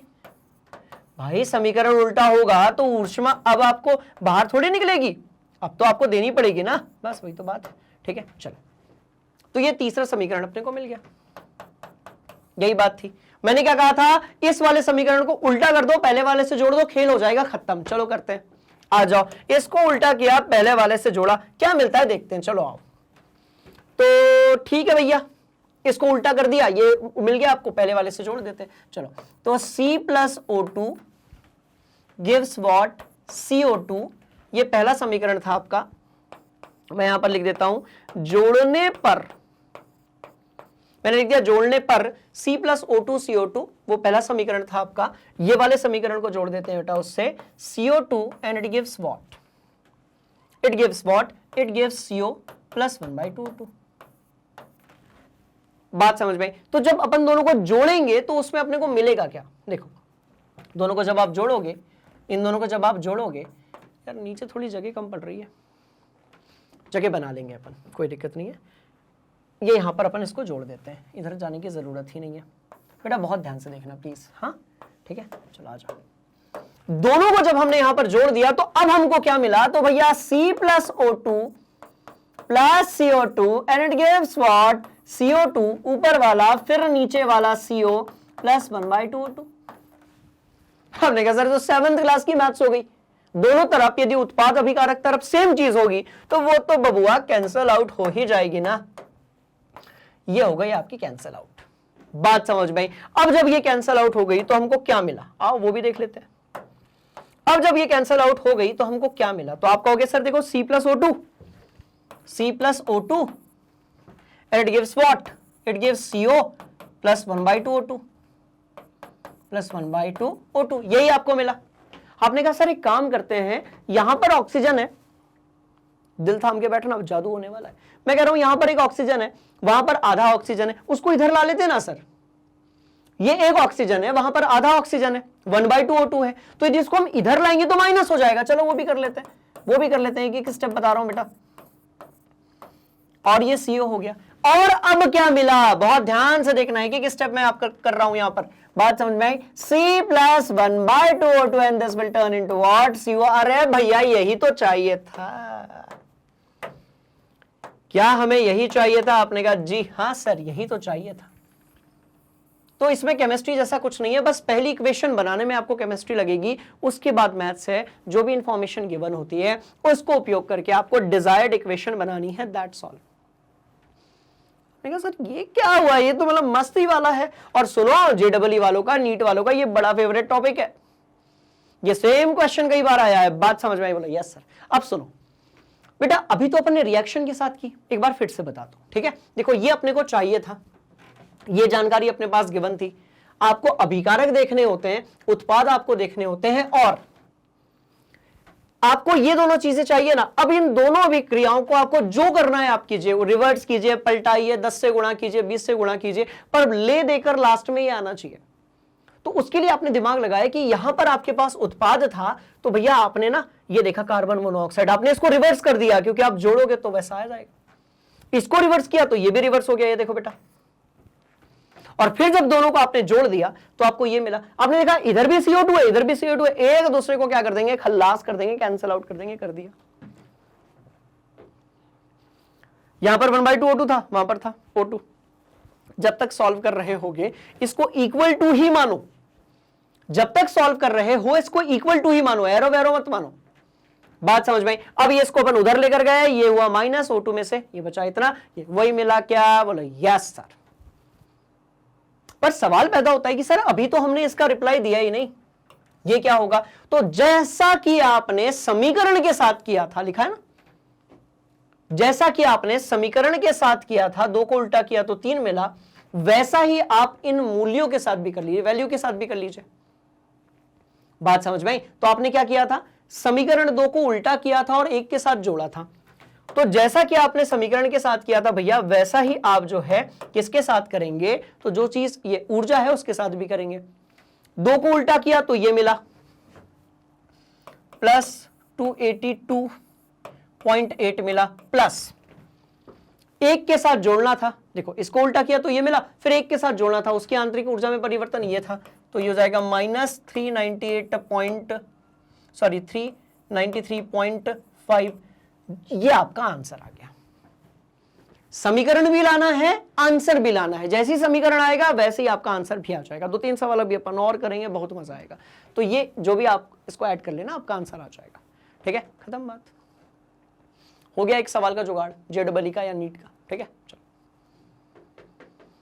Answer जो है वो नेगेटिव में ही आएगा, क्योंकि ये बड़ा है और ये कैसा है, आपका छोटका है। ठीक है, चलिए बात समझ में आ गई। Yes sir, yes sir, yes sir, yes sir, yes sir. चलो हटा दो इसको यहां से, चलो आप देखना, वही किया, बोलो बोलो बोलो बोलो यस सर। देखो माइनस 110.7 किलो जूल प्रति मोल आया। उन्होंने घटाने के लिए बोला है, मैंने कहा था भाई रिवर्स करके जोड़ दो, एक ही बात है। एक सवाल अपन और करेंगे, जिससे ये कहानी और ज्यादा कैसी हो जाएगी भैया, आसान हो जाएगी। ठीक है, चलो आ जाओ, ये लो, क्या बोला गया है, हीरे से, अच्छा कार्बन आया है, ये तो कक्षा 10वीं का अपना सीधा सीधा क्या करवा रहे हैं भैया, रिवीजन करवा रहे हैं। ये कह रहे हैं कि भैया कार्बन जो है हीरे से, क्या कह रहे हैं, क्या कह रहे हैं, क्या कह रहे हैं, बहुत ध्यान से देखिएगा। हीरे से ग्रेफाइट में संक्रमण की जो एंथैल्पी है उसकी गणना अपने को करनी है, क्या क्या दिया हुआ है, राइट, उसके बारे में हम बात कर लेते हैं। देखो हीरा और ग्रेफाइट की न एंथैल्पी, विरचन एंथैल्पी होगी, ये तो दहन एंथैल्पी है ना, दहन एंथैल्पी दी हुई है। हीरा और ग्रेफाइट की कौन सी एंथैल्पी, तो भैया दहन एंथैल्पी दी हुई है। हीरा और ग्रेफाइट की क्या दी हुई है, तो भैया दहन एंथैल्पी यहां पर जो है क्रमशः दी गई है। सवाल आपने पढ़ लिया है, एक बार आप दोनों की दहन एंथैल्पी के देखो, ये देखो दहन एंथैल्पी दी गई है। तो जब दहन एंथैल्पी दी होगी तो आपको पता होना चाहिए दहन अभिक्रिया क्या होती है। इसलिए पिछले पार्ट में, पिछले एपिसोड में एक एक चीज मैंने आप लोगों को पढ़ाई थी कि भैया दहन क्या होता है, फॉर्मेशन यानी कि विरचन क्या होता है, सारी चीजें अपन ने पढ़ी थी। ठीक है, तो बहुत ध्यान से देखिएगा भैया, दोनों की दहन एंथैल्पी जो है दी हुई है, किसकी दी हुई है, हीरे की भी दी हुई है, ग्रेफाइट की दी हुई है। ये हीरे की दी हुई है, दहन मतलब ऑक्सीजन से रिएक्शन, ये लो आंसर, और आपको जो है ग्रेफाइट की भी दी हुई है, ये लो आंसर। बात समझ में आई। और आपसे पूछा गया है कि बताओ हीरे से आप ग्रेफाइट बनाओगे तो एंथैल्पी में परिवर्तन क्या होगा। तो आप कहोगे कि सर हमको जो है अभिकारक में क्या चाहिए, तो हीरा चाहिए। अरे बाबा, अभिकारक में क्या चाहिए, तो हीरा चाहिए। अभिकारक में हमें हीरा चाहिए। और उत्पाद में क्या चाहिए, यही रिएक्शन हुई ना, यही रिएक्शन की बात हो रही है। उत्पाद में हमें क्या चाहिए, तो ग्रेफाइट चाहिए। ग्रेफाइट चाहिए, ग्रेफाइट चाहिए हमें, किस में, उत्पाद में चाहिए। बड़ी इंटरेस्टिंग कहानी। चलो तो फिर एक काम करते हैं ना, अभिकारक में हीरा चाहिए, उत्पाद में ग्रेफाइट चाहिए, तो एक काम करते हैं कि भैया सुनो, इस वाली रिएक्शन को रिवर्स कर देते हैं। अभिकारक में हीरा चाहिए, उत्पाद में ग्रेफाइट चाहिए। आपने कहा सर बिल्कुल सही बात है, यहां हीरा चाहिए, यहां ग्रेफाइट चाहिए, इस वाले को अपन रिवर्स कर देते हैं और ऊपर वाले से जोड़ देते हैं। इस वाले को यदि मैं रिवर्स करूंगा तो ग्रेफाइट जो है वो उत्पाद में मिल गया, उत्पाद में मिल गया, और ऊपर वाले से जोड़ देंगे। चलो आओ, वो भी रिवर्स हो जाएगा बबुआ, बहुत ध्यान से देखिएगा। ठीक है, तो एक काम करते हैं, समीकरण 2 को उल्टा कर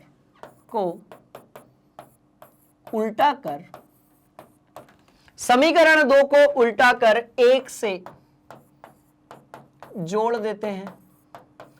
इससे होगा क्या, तो सबसे पहले आप इसको उल्टा करेंगे तो समीकरण 3 मिलेगा, ठीक है, इसको हटा दो यहां से। हाँ जी सर, आ जाओ। तो भैया समीकरण 2 को उल्टा करते हैं, आ जाओ, इसको उल्टा करते हैं, ठीक है। चलिए, तो समीकरण 3 मिलेगा।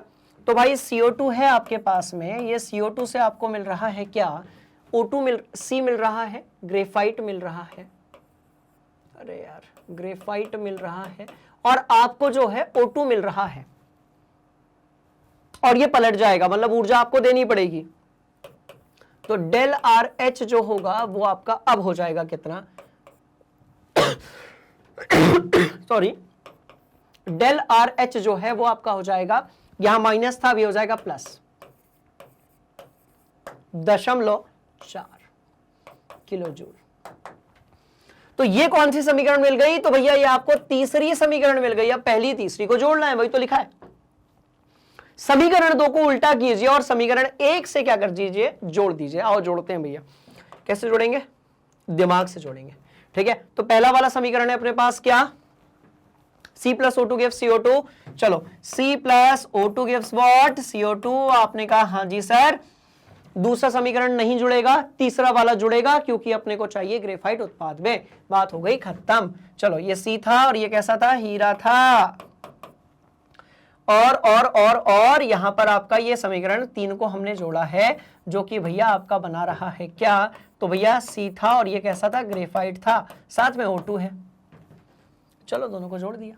दोनों को जैसे ही हमने जोड़ा, हमको क्या मिलेगा, आपने कहा सर जवाब मिलेगा, और जवाब के साथ साथ जो है अंक भी मिलेंगे। आ जाओ, C plus O2, अरे यार हीरा लिखना पड़ रहा है बार बार, प्लस O2 प्लस यहां पर आपका जो है, थोड़ा इसको अपने को लिखना पड़ेगा, C हीरा plus O2 plus CO2, and this will turn into what, CO2 plus C मिलेगा, वो भी ग्रेफाइट मिलेगा, और साथ में O2। कुछ तहस नहस हो रहा है क्या, कुछ कटपिट हो रहा है क्या, बिल्कुल देख लेते हैं। कुछ कटपिट हो रहा हो तो भैया ऑक्सीजन गया, CO2 गया, हो गया, मिल गया, यही तो चाहिए। तो मिला क्या, बहुत ध्यान से देखना। तो भाई मिला क्या, मिला अपने को C यहां पर हीरा, and that gives what, C यहां पर ग्रेफाइट। पर ये सिर्फ किसके लिए हुआ, समीकरण के लिए हुआ। अब हमें किसके लिए चाहिए, तो भैया ऊर्जा के लिए चाहिए। तो मतलब मुझे क्या करना पड़ेगा कि मुझे पहले समीकरण की ऊर्जा को तीसरे समीकरण की ऊर्जा से जोड़ना पड़ेगा। जैसा हम केमिकल्स के साथ करेंगे वैसा ही हम लोग ऊर्जा के साथ भी करेंगे। बहुत ध्यान से देखेंगे आप सभी, राइट। तो देखो यही कहा है ना, समीकरण 2 को उल्टा कर दो, उल्टा किया तो वो मिली, पहले वाले से जोड़ दिया तो ये मिला। ठीक है जी, बोलो yes sir, yes sir, yes sir, yes sir, yes sir. तो भैया बस बात हो गई खत्म। चलो, तो यहां पर जब मैं डेल आर एच लिखूंगा, डेल आर एच लिखूंगा, so this will turn into what, -393.5। सवालों में ना पॉइंट ना बहुत टाइम लेते हैं, पता है कैलकुलेशन करने में, पर ठीक है, प्लस 395.4। आंसर जो है वो किलो जूल में आ जाएगा, किलो जूल पर मोल में आएगा इनफैक्ट। ठीक है, चलो बात समझ में आ गई, बोलो yes sir, yes sir, yes sir. अब इसको जैसे ही आप जोड़ोगे तो भैया एक नेगेटिव एक पॉजिटिव इसमें से घट जाएगा, कुछ 2-3 के आसपास आंसर आएगा आपका। बात समझ में आ गई, बस वही आंसर होगा। तो बहुत इजी क्वेश्चंस होते हैं। सबसे इंपॉर्टेंट बात होती है कि आपके पास जो जानकारी दी हुई है उसको लिखना, और आपको जो इंफॉर्मेशन बनानी है उनके बीच में जो कनेक्शन है वो समझना। ठीक है, स्क्रीनशॉट लेंगे, ले लिया पक्का। चलो आओ बढ़ते हैं आगे, ये हटाता हूं। ठीक है, ये लोग बोल रहे हैं कि हम घटाएंगे, कोई बात नहीं। देखो यही आंसर आया, यही आंसर आया, और भैया ये आपका यहां पर आंसर भी आ गया। क्लियर है कहानी, बोलो यस सर। बहुत शानदार वाली ये बात है। और बेटा ये बड़े इंपॉर्टेंट क्वेश्चंस हैं, और इंटरेस्टिंग बात ये कि बहुत इजी क्वेश्चन है। एक क्वेश्चन और करेंगे, इस कहानी को थोड़ा और आगे लेकर चलेंगे। प्रैक्टिस इतनी करवा दूंगा कि आपको बहुत बढ़िया तरीके से बन जाएगा। चलो, थोड़ा सा लेंदी क्वेश्चन है, इजी क्वेश्चन है, पढ़िए, ट्राई कीजिए, मजा आएगा। हरिया, चलिए भैया, तो सवाल देखकर आपको एक बात पता चल गई कि 3 इंफॉर्मेशन जो है वो यहां पर गिवन है। कौन सी गिवन है उसको अपन लिख लेते हैं। देखो, जरूरी नहीं है कि इसके पहले वाले के क्वेश्चन जैसा हमेशा जो है ये लोग भैया समीकरण बनाकर दे। कभी कभी जो है समीकरण यानी कि इक्वेशन हमें भी बनानी पड़ सकती है। जैसे देखो यहां पर तो समीकरण बनाकर दिया गया था, ये लो यहां, और इसके पहले भी दिया गया था क्या? हाँ जी, यहां भी समीकरण जो है वो पहले से गिवन थी। क्लियर है कहानी? अब यहां पर समीकरण हम बनाएंगे और बना लेंगे हम, कोई दिक्कत वाली बात ही नहीं है। चलिए, तो सबसे पहले उन चीजों की समीकरण बनाते हैं, बात समझ में आ रही है, जो कि यहां पर गिवन है, और फिर हम वो समीकरण बनाएंगे जो हमसे पूछी गई है। तो भैया पूछा क्या गया है कि बेंजीन के विरचन की एंथैल्पी की गणना करनी है आपको, मतलब बेंजीन किस तरीके से बनेगा इसकी आपको क्या करनी है, गणना करनी है। बहुत शानदार वाली बात है, बात समझ में आई। और बेंजीन के दहन की एंथैल्पी दी हुई है, तो भैया पहला समीकरण, ठीक है, पहले समीकरण को मैंने लिख दिया यहां पर, बहुत ध्यान से देखेंगे, ठीक। तो मैंने कहा बेंजीन, कहां हो तुम? बेंजीन ने कहा सर यही है, बेंजीन का दहन, ठीक। हमने कहा बेंजीन का क्या? दहन। चलिए कैसे करोगे दहन? तो आप सब जानते हो कि बेंजीन जो है वो कौन सी अवस्था में पाया जाता है? तो भैया लिक्विड स्टेट में पाया जाता है, और दहन करने के लिए मुझे ऑक्सीजन की जरूरत होती है, और बदले में मुझे मिलता है CO2, और साथ में मिलती है मुझे क्या? H2O मिलता है।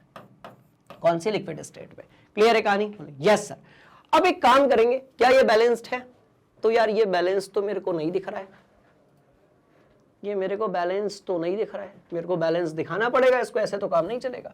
तो मैंने क्या किया, मैंने स्मार्टनेस दिखाई। स्मार्टनेस जो है वो कहां से आई?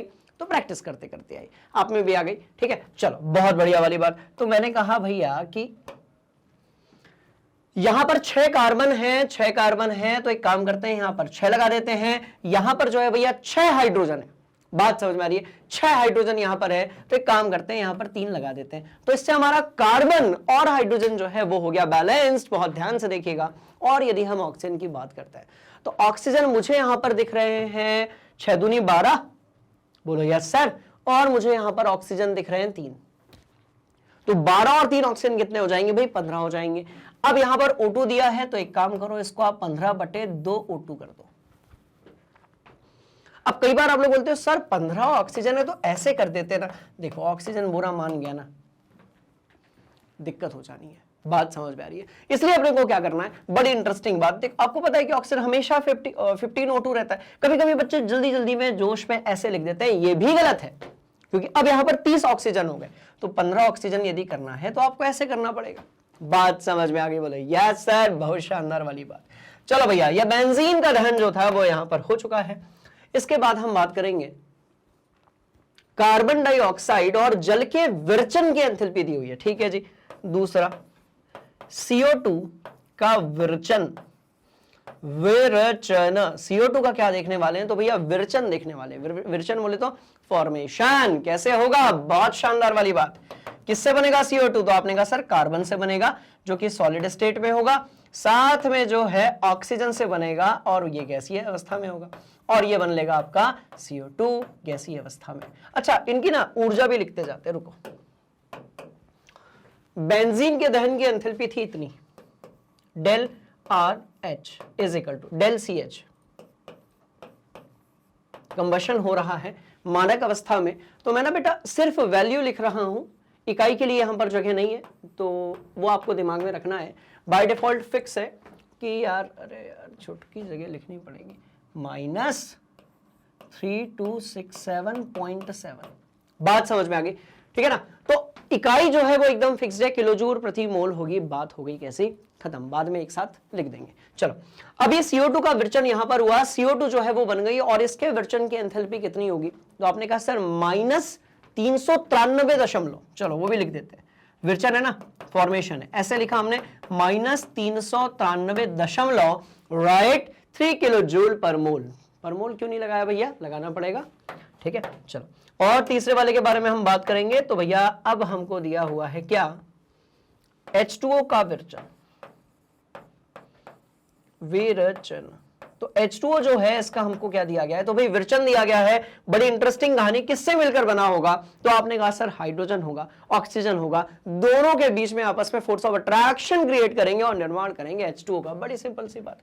चलो भाई, ये रहा H2, ये रहा 1/2 O2, क्योंकि आपको बनाना क्या है? सिंगल मोल बनाना होता है। हमेशा याद रखें, जब भी विरचन की बात होगी तो जिस भी चीज का आप फॉर्मेशन कर रहे हैं उसका सिंगल मोल बनना चाहिए।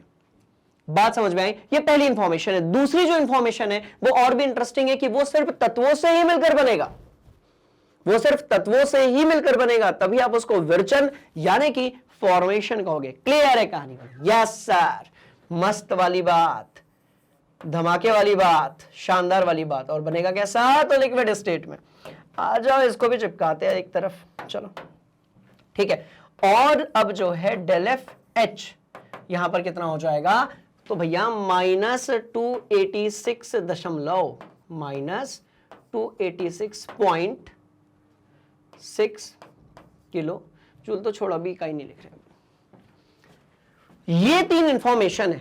और क्या पूछा गया है वो देख लेते हैं भाई, ठीक है? क्या पूछा गया है, सवाल क्या है वो भी अपन देख लेते हैं, बहुत ध्यान से देखिएगा। तो भाई सवाल में आपसे पूछा गया है, सवाल में आपसे पूछा गया है कि जो आपका बेंजीन है, कौन है? बेंजीन है, उसकी विरचन की एंथैल्पी की गणना आपको करनी है। मतलब बेंजीन कैसे बना होगा? तो आपने कहा सर देखो बेंजीन दो चीजों से मिलकर बना है, एक तो आपका कार्बन हो गया और दूसरा उसका साथ कौन दे रहा है भैया? हाइड्रोजन।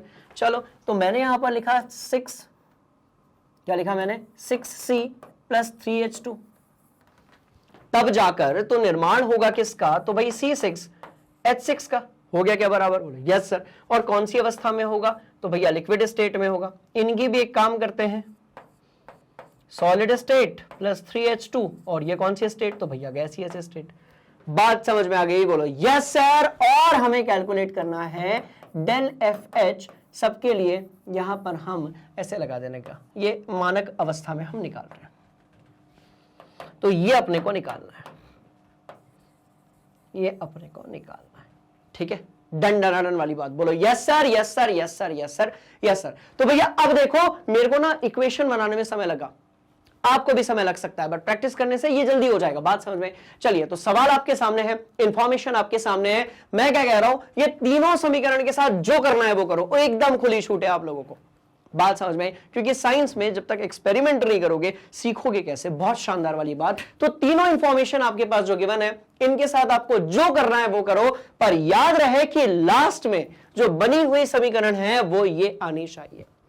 क्लियर है कहानी? बोलो यस सर। एक बार अपने से ट्राई कीजिए, बढ़ते हैं आगे, मजेदार ये कहानी है।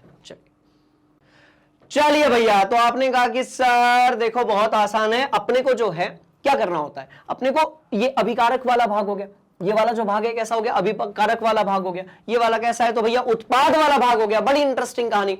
चलिए, तो अभिकारक में अपने को कार्बन चाहिए, हाइड्रोजन चाहिए। क्या अपने पास अभिकारक में कार्बन हाइड्रोजन है? कार्बन भी है, हाइड्रोजन भी है, ठीक है। तो ये दोनों जो है इसको कोई छेड़ने की जरूरत नहीं है, ये दोनों जो है उसको छेड़ने की जरूरत नहीं है। पर एक चीज ध्यान से देखेंगे कि बेटा कार्बन यहां अपने को 6 चाहिए, यहां पर कार्बन एक ही है। बात समझ में आई? कार्बन इधर अपने को 6 चाहिए, यहां पर कार्बन सिर्फ एक है। और हाइड्रोजन जो है, हाइड्रोजन यहां पर यदि आप देखेंगे तो अपने को 3 चाहिए और यहां पर सिर्फ एक है। बात समझ में आई? और मैंने कहा था कि भैया कुछ भी करो समीकरण के साथ, पर अपने को डिजायर्ड इक्वेशन जो है वो मिलनी चाहिए। तो आपने कहा सर एक काम करते हैं, बहुत शानदार है, बहुत शानदार है, बहुत एकदम हलुआ कॉन्सेप्ट है। कैसे? मैं कह रहा हूं इसको 6 से गुणा कर दो। बात समझ में आई? समीकरण 2 जो है उसको 6 से जब आप गुणा करेंगे तो सब में जो है 6 से गुणा होगा। बहुत ध्यान से देखिएगा। तो इसको एक काम करते हैं, 6 से गुणा कर देते हैं, तो ये जो 6C दिख रहा है ये यहां पर 6C हो जाएगा। चलिए, तो एक काम करते हैं, सबसे पहले कि जो समीकरण, ठीक है, समीकरण 2 को 6 से गुणा कर दो। समीकरण 2 जो है उसको आप क्या कर दो? 6 से गुणा कर दो। समीकरण 2 को, है ना, रुको रुको रुको, समीकरण 2 जो है इसको आप गुणा कर दो किससे? 6 से। आपने कहा ठीक है सर, ये वाले 6C की तो जुगाड़ हो गया। अब आप बोलोगे सर तो फिर इसका मतलब ये हुआ कि यदि यहां पर 3H2 दिख रहा है तो जहां पर भी H2 है वहां पर 3 से गुणा कर देंगे। बिल्कुल सही बात। तो मैं कह रहा हूं कि अब समीकरण 2 को 6 से गुणा किया, बोले यस सर। अब मैं कह रहा हूं कि एक और काम करो कि जो समीकरण 3 है उसको 3 से गुणा कर दो भैया, तो यहां 3 आ जाएगा, तो इधर पे भी 3 आ जाएगा। तो मैंने कहा समीकरण 3 को 2 से गुणा कर दो, सॉरी 3 से गुणा कर दो, तो यहां पर 3 आ जाएगा। 3 से क्या कर दो? तो भैया गुणा कर दो। चलो ये कर दिया हमने। और कुछ कर सकते हैं क्या? हमने हमारे जो अभिकारक है उसका क्या कर लिया, जुगाड़ तो कर लिया। सवाल पैदा होता है कि सर उत्पाद के लिए क्या करेंगे? बहुत इंटरेस्टिंग बात। और उत्पाद में क्या है? आपके पास बेंजीन है।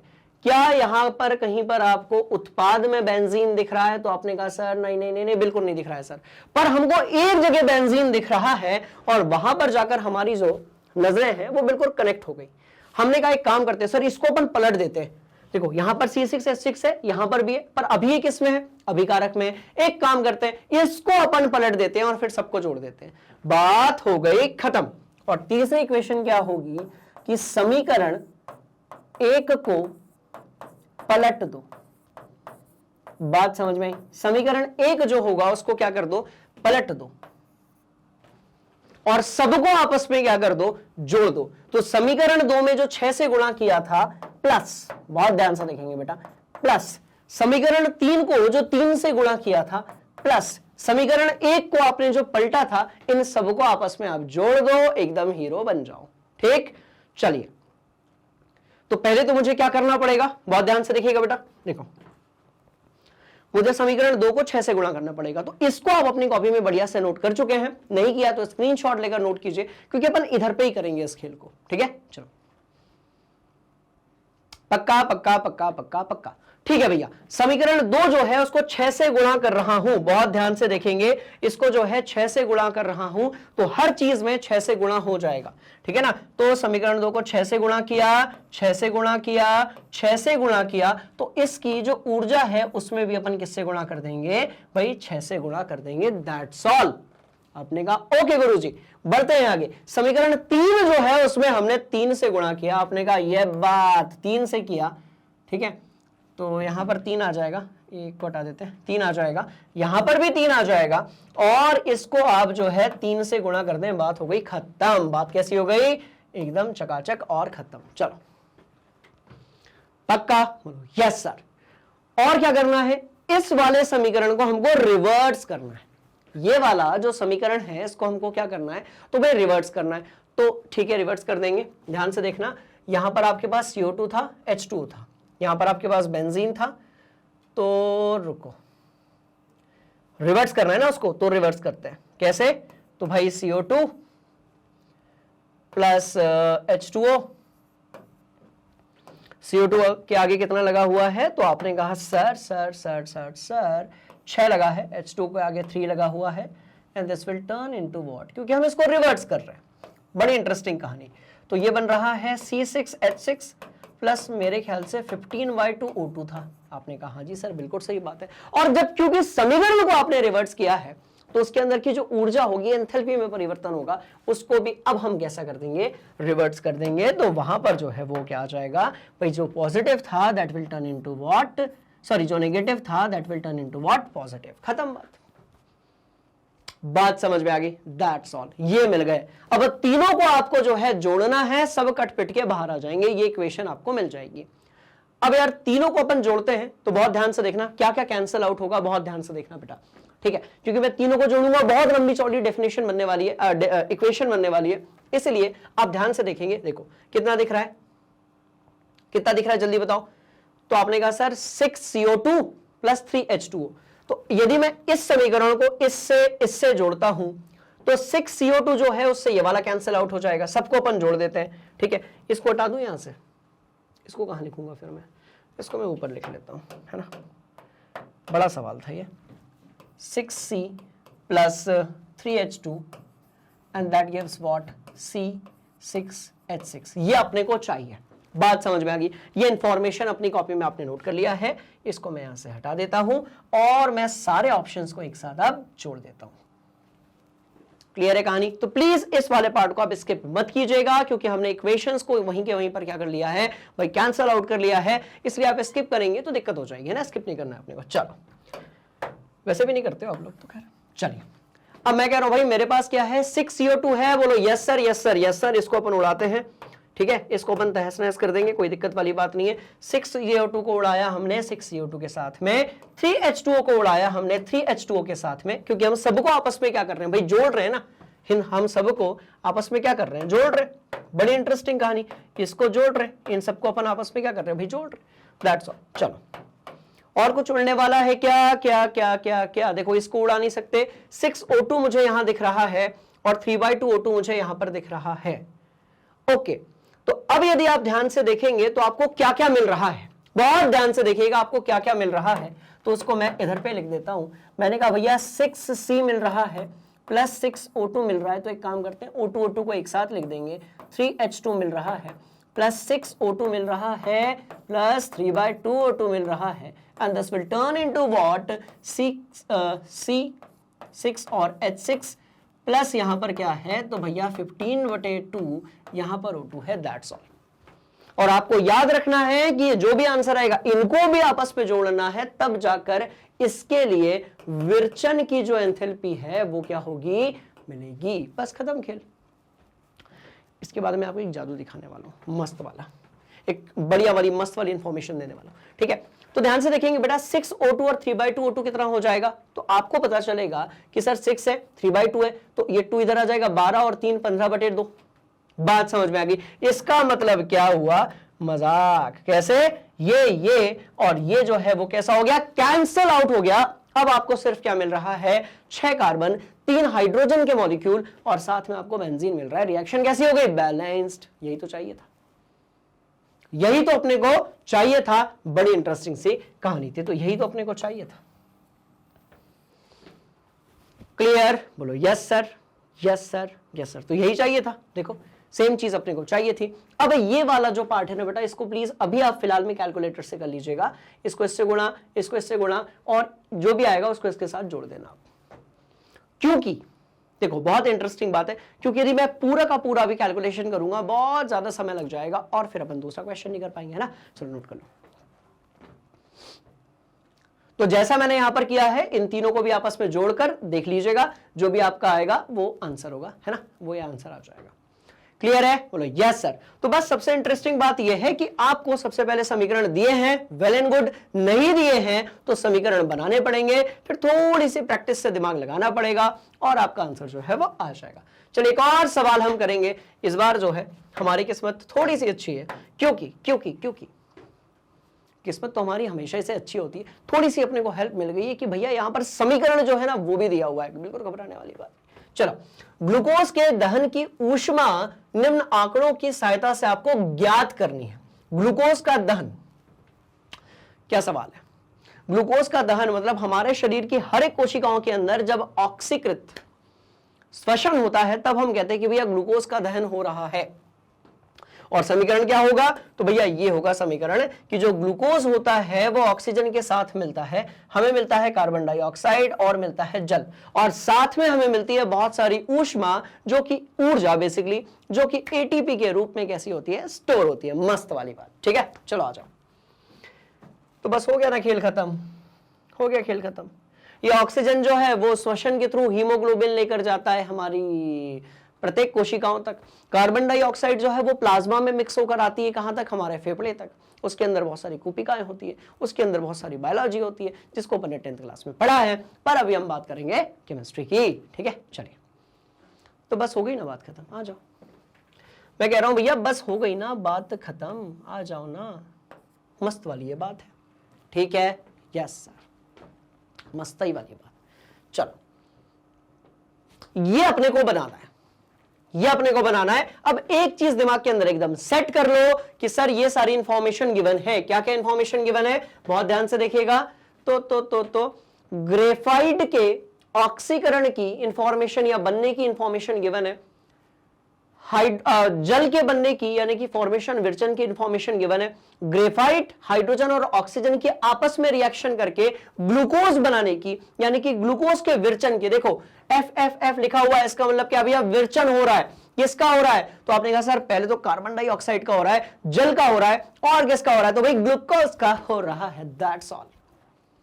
बात समझ में आ गई? खत्म बात। ये इंफॉर्मेशन गिवन है, ये अपने को बनाना है, अपन बना लेंगे। कैसे बनाएंगे भैया? यहां अपने को ग्लूकोज चाहिए, ठीक है? यहां अपने को ग्लूकोज चाहिए, यहां पर अपने को ऑक्सीजन भी चाहिए। सबसे पहले ग्लूकोज का जुगाड़ करते हैं अभिकारक में। क्या अभिकारक में कहीं ग्लूकोज दिख रहा है? ये अभिकारक है, अभिकारक है, अभिकारक है, नहीं दिख रहा है। देखो ये वाला भाग अभिकारक हो गया, एरो के उधर वाला जो भाग है, ये इसको हटा दो यहां से। एरो के उधर वाला जो भाग है वो आपका क्या हो जाएगा, तो भैया वो आपका उत्पाद हो जाएगा। मेरे को यहां पर जरूर एक ग्लूकोज दिख रहा है, पर वो किस में है, उत्पाद में है, और हमें किस में चाहिए, तो भाई अभिकारक में चाहिए। तो मैं कहूंगा इसको घुमा दो, इसको क्या कर दो, उल्टा कर दो, इसको पलट दो। तो जैसे ही आपने इसको पलटा, इसकी जो ऊर्जा है वो भी पलट जाएगी। बड़ी इंटरेस्टिंग बात, और इसको यहीं पलट देते हैं, ठीक है। तो अपने को मिलेगा C6H12O6 and this will turn into what, बहुत ध्यान से देखिएगा बेटा, C6 6C plus 6H2 plus 3O2 and this will turn into what, बस हो गया। और डेल रिएक्शन की H हो जाएगी प्लस 1169.8 किलो जूल। इसको आप कोई भी एक समीकरण दे सकते हैं, ये लक्षित समीकरण यहां से हटा देते हैं बेटा, ठीक है, इसको अपन यहां से हटा देते हैं। That's all, that's all, that's all, that's all, that's all, that's all, that's all. बात समझ में आ गई क्या, बोलो यस सर। चलो, तो इस समीकरण को मैंने एक नाम दे दिया, मैंने कहा भैया चौथा समीकरण हो गया है। तो अब मुझे और क्या दिख रहा है, मुझे दिख रहा है यहां पर 6 ऑक्सीजन होने चाहिए। क्या मेरे पास यहां पर कितने ऑक्सीजन है मेरे पास, ओके, और मेरे पास यहां 6 ऑक्सीजन होने चाहिए, और कार्बन वगैरह कुछ होना चाहिए क्या, नहीं होना चाहिए, ठीक है जी। सॉरी, मेरे पास यहां पर 6 ऑक्सीजन होने चाहिए। तो देखो ये वाली इक्वेशन तो अपनी हो गई, इधर से भी अपने को 6 ऑक्सीजन मिल सकता है, यहां से भी अपने को 6 ऑक्सीजन मिल सकता है, पर बड़ी मजेदार बात देखो, यहां पर 6 कार्बन डाइऑक्साइड भी चाहिए, इधर पे 6 कार्बन डाइऑक्साइड भी चाहिए, और 6H2O भी चाहिए। बात समझ में आ गई। तो क्या करने का, बड़ी इंटरेस्टिंग बात, ऊपर वाले को 6 से मल्टीप्लाई कर दो, ये वाला जो है पूरा, इसको आप 6 से मल्टीप्लाई कर दो, दैट्स ऑल। तो उससे क्या होगा कि जब आप जोड़ोगे ना, तो ये वाला 6C जो है वो कैंसिल आउट हो जाएगा। चलो भैया, तो इस सबको अपन 6 से जो है क्या कर देते हैं, वही मल्टीप्लाई कर देते हैं। चलो ठीक है, तो ये पूरा जो है ये किससे मल्टीप्लाई हो जाएगा, 6 से मल्टीप्लाई हो जाएगा, बात खत्म। अच्छा, H2 के साथ कुछ खेल खेलेंगे, बिल्कुल खेल खेलेंगे, ठीक है। तो इसको भी देखो, यहां पर भी अपने को कितने H2O चाहिए, H2O जो है वो अपने को कितने चाहिए भाई, 6 चाहिए। तो इसको भी आप 6 से मल्टीप्लाई कर दो, ये बेटा 1 की जगह 6/2 हो गया, और ये आपका 6 से मल्टीप्लाई कर दिया, और बाकी अब सबको क्या कर देने का, जोड़ देने का। इस इक्वेशन को यहां पर भी अपन 6 से मल्टीप्लाई करेंगे, ठीक है, और पहली इक्वेशन को, दूसरी इक्वेशन को, और चौथी इक्वेशन को आपस में जोड़ देने का, यही मिलेगा अपने को। करें, जोड़कर देखें, चलो जोड़ते हैं, आ जाओ। तो मैंने कहा मेरे पास 6O2 जो है वो यहां पर मैंने लिख लिया, 6O2 प्लस, थोड़ा और इधर लिखते हैं, 6O2 प्लस, और क्या है, तो भैया 6O2 है, अच्छा ये 6 कार्बन में ना, 6 कार्बन प्लस 6O2 प्लस, अब इसका भी कारक जोड़ते हैं, 6H2 प्लस 6/2O2 यानी कि 3O2, तो ये 9O2 हो गया भैया। हाँ जी, ठीक है जी, प्लस इस इक्वेशन में मेरे पास है C6H12O6, और मुझे क्या मिल रहा है, तो बहुत ध्यान से देखेंगे, अब सबके उत्पाद हम लोग जोड़ देते हैं। तो 6CO2 प्लस यहां पर मुझे मिल रहा है 6H2O, बहुत बढ़िया वाली बात, मजेदार वाली बात, और भैया यहां पर तो बहुत सारी चीजें हैं, कोई बात नहीं, 6C plus 6H2 plus 3O2। कुछ तहस नहस पक्का हो रहा होगा, और अपने को समीकरण डन है कि मिलने वाली है। चलो, कुछ तहस नहस यदि हो रहा है तो वो अपन देख लेते हैं, आ जाओ। तो भैया भैया भैया बड़ी इंटरेस्टिंग कहानी, बहुत ध्यान से देखेंगे। 3O2 यहां पर है, ये उड़ा और ये भी उड़ा, चलो 6 कार्बन उड़ा और 6 कार्बन उड़ा, 6 हाइड्रोजन भी उड़ा और 6 हाइड्रोजन भी उड़ा, और जो बचा वो क्या है भैया, हमारा जवाब है। जो बचा है वो क्या है, हमारा जवाब है। पर याद रहे कि आपको जो है इसको 6 से गुणा करना है, इसको भी 6 से गुणा करना है, और जो भी आएगा उसको इसके साथ जोड़ना है आपको। बात समझ में आई? इस वाले के साथ, सॉरी ये वाले के साथ, वो तो आपका नेगेटिव है, इस वाले के साथ आपको जोड़ना है। तो अब यदि आप ध्यान से देखेंगे तो आपको क्या मिला, तो आपको 6O2 बचा, आपको जो है ग्लूकोज बचा, CO2 बचा और जल बचा। तो वही तो था, यही तो चाहिए, सॉरी कहां गया, यही तो चाहिए अपने को। तो क्या क्या मिला, बहुत ध्यान से देखिएगा बेटा। तो अपने को मिल रहा है यहां पर 6O2 प्लस यहां पर ग्लूकोज और हमें मिल रहा है 6CO2 और 6H2। रिएक्शन कैसी हो गई? आपने कहा सर बैलेंस्ड, और यही तो चाहिए था। मैं आपको ना एक जादू दिखाने वाला था। ये जितने क्वेश्चंस मैं आप लोगों को करवा रहा हूं ना, ये सब नीट, JEE और आपके स्कूल्स में पूछे गए क्वेश्चंस हैं। सोचो कितने इजी क्वेश्चंस होते हैं यदि आप शानदार वाली क्या कर लेते हो, प्रैक्टिस कर लेते हो। ठीक है, चलो नोट कर लो। आई गए तो बहुत ध्यान से देखिएगा एक एक स्टेप को। एक भी स्टेप यदि आप स्किप करेंगे तो ऐसे क्वेश्चंस में थोड़ी परेशानी जा सकती है। ठीक है, चलो बेटा पक्का बोलो yes sir, yes sir, yes sir. ठीक है जी, इसका इससे मल्टीप्लाई करके सबको, इसको जोड़ने का और फिर इसके साथ जोड़ने का। ठीक है, चलिए हम थोड़ा क्रॉस चेक भी कर लेते हैं, है ना। बहुत ध्यान से यदि आप देखेंगे तो आप पाएंगे कि देखो 6 से मल्टीप्लाई किया, फिर 6 से मल्टीप्लाई किया, और फिर ये माइनस माइनस जो है वो प्लस हो गया। आप याद करो मैंने उसको नेगेटिव किया था, और ये भैया आपका यहां पर आ जाएगा आंसर। तो जब 1 मोल ग्लूकोज का दहन होता है हमारे शरीर के अंदर, बात समझ में आ रही है, तब इतनी ऊर्जा जो है वो क्या होती है भैया, रिलीज होती है।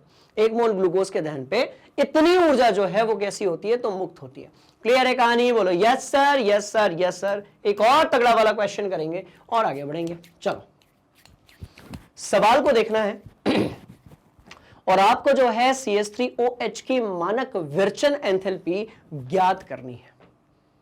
ठीक है, इस बार मैं समीकरण लिखकर नहीं दूंगा उसके विरचन के लिए, आपको ही लिखना है। फिर जब मैं बताऊंगा तो आप क्रॉस चेक कर लेंगे, कहानी एकदम चकाचक हो जाएगी। ठीक है, चलो चलिए। तो अब आपने क्या किया होगा, आपने कहा होगा कि सर सबसे पहले तो अपन ना इसके लिए एक जो है समीकरण बना लेते हैं, क्योंकि अपने को जो बना है मिथेनॉल बनाना है, मेथेनॉल बनाना है, यानी एक प्रकार का अल्कोहल बनाना है। बात समझ में? और विरचन की एंथैल्पी हो रही है, इसका मतलब ये कि जो भी आपका यौगिक बनने वाला है, पदार्थ बनने वाला है, राइट, वो कैसा बनेगा, तो भैया तत्वों से मिलकर बनेगा।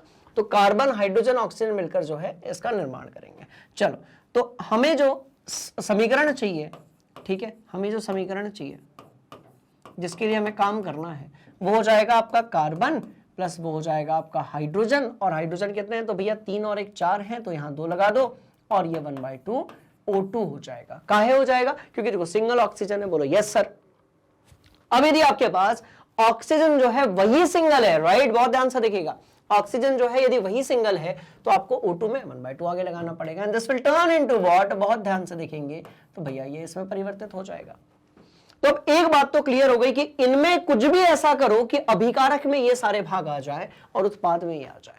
बात समझ में? तो उत्पाद में यहां पर आपको CH3OH दिख रहा है और यहां कहीं पर उत्पाद में नहीं दिख रहा है, तो इसको आपको पलटना पड़ेगा। इसको आपको क्या करना पड़ेगा, तो भैया इसको आप पलट दीजिए, पलट दीजिए। चलिए, तो जैसे आप इसको क्या करेंगे भाई, पलट देंगे, वैसे ही कहानी जो है वो सिंपल हो जाएगी। चलो, तो इसको आपने क्या कर दिया, पलट दिया। जैसे आपने पलटा भैया ये पॉजिटिव हो जाएगा। बोलो यस सर। तो पलटने के बाद जो है ऊर्जा हो जाएगी डेल RH जो है वो आपका हो जाएगा कितना, +726। खत्म बात। पलटने के बाद ये हो जाएगा +726। ये पहली इंफॉर्मेशन।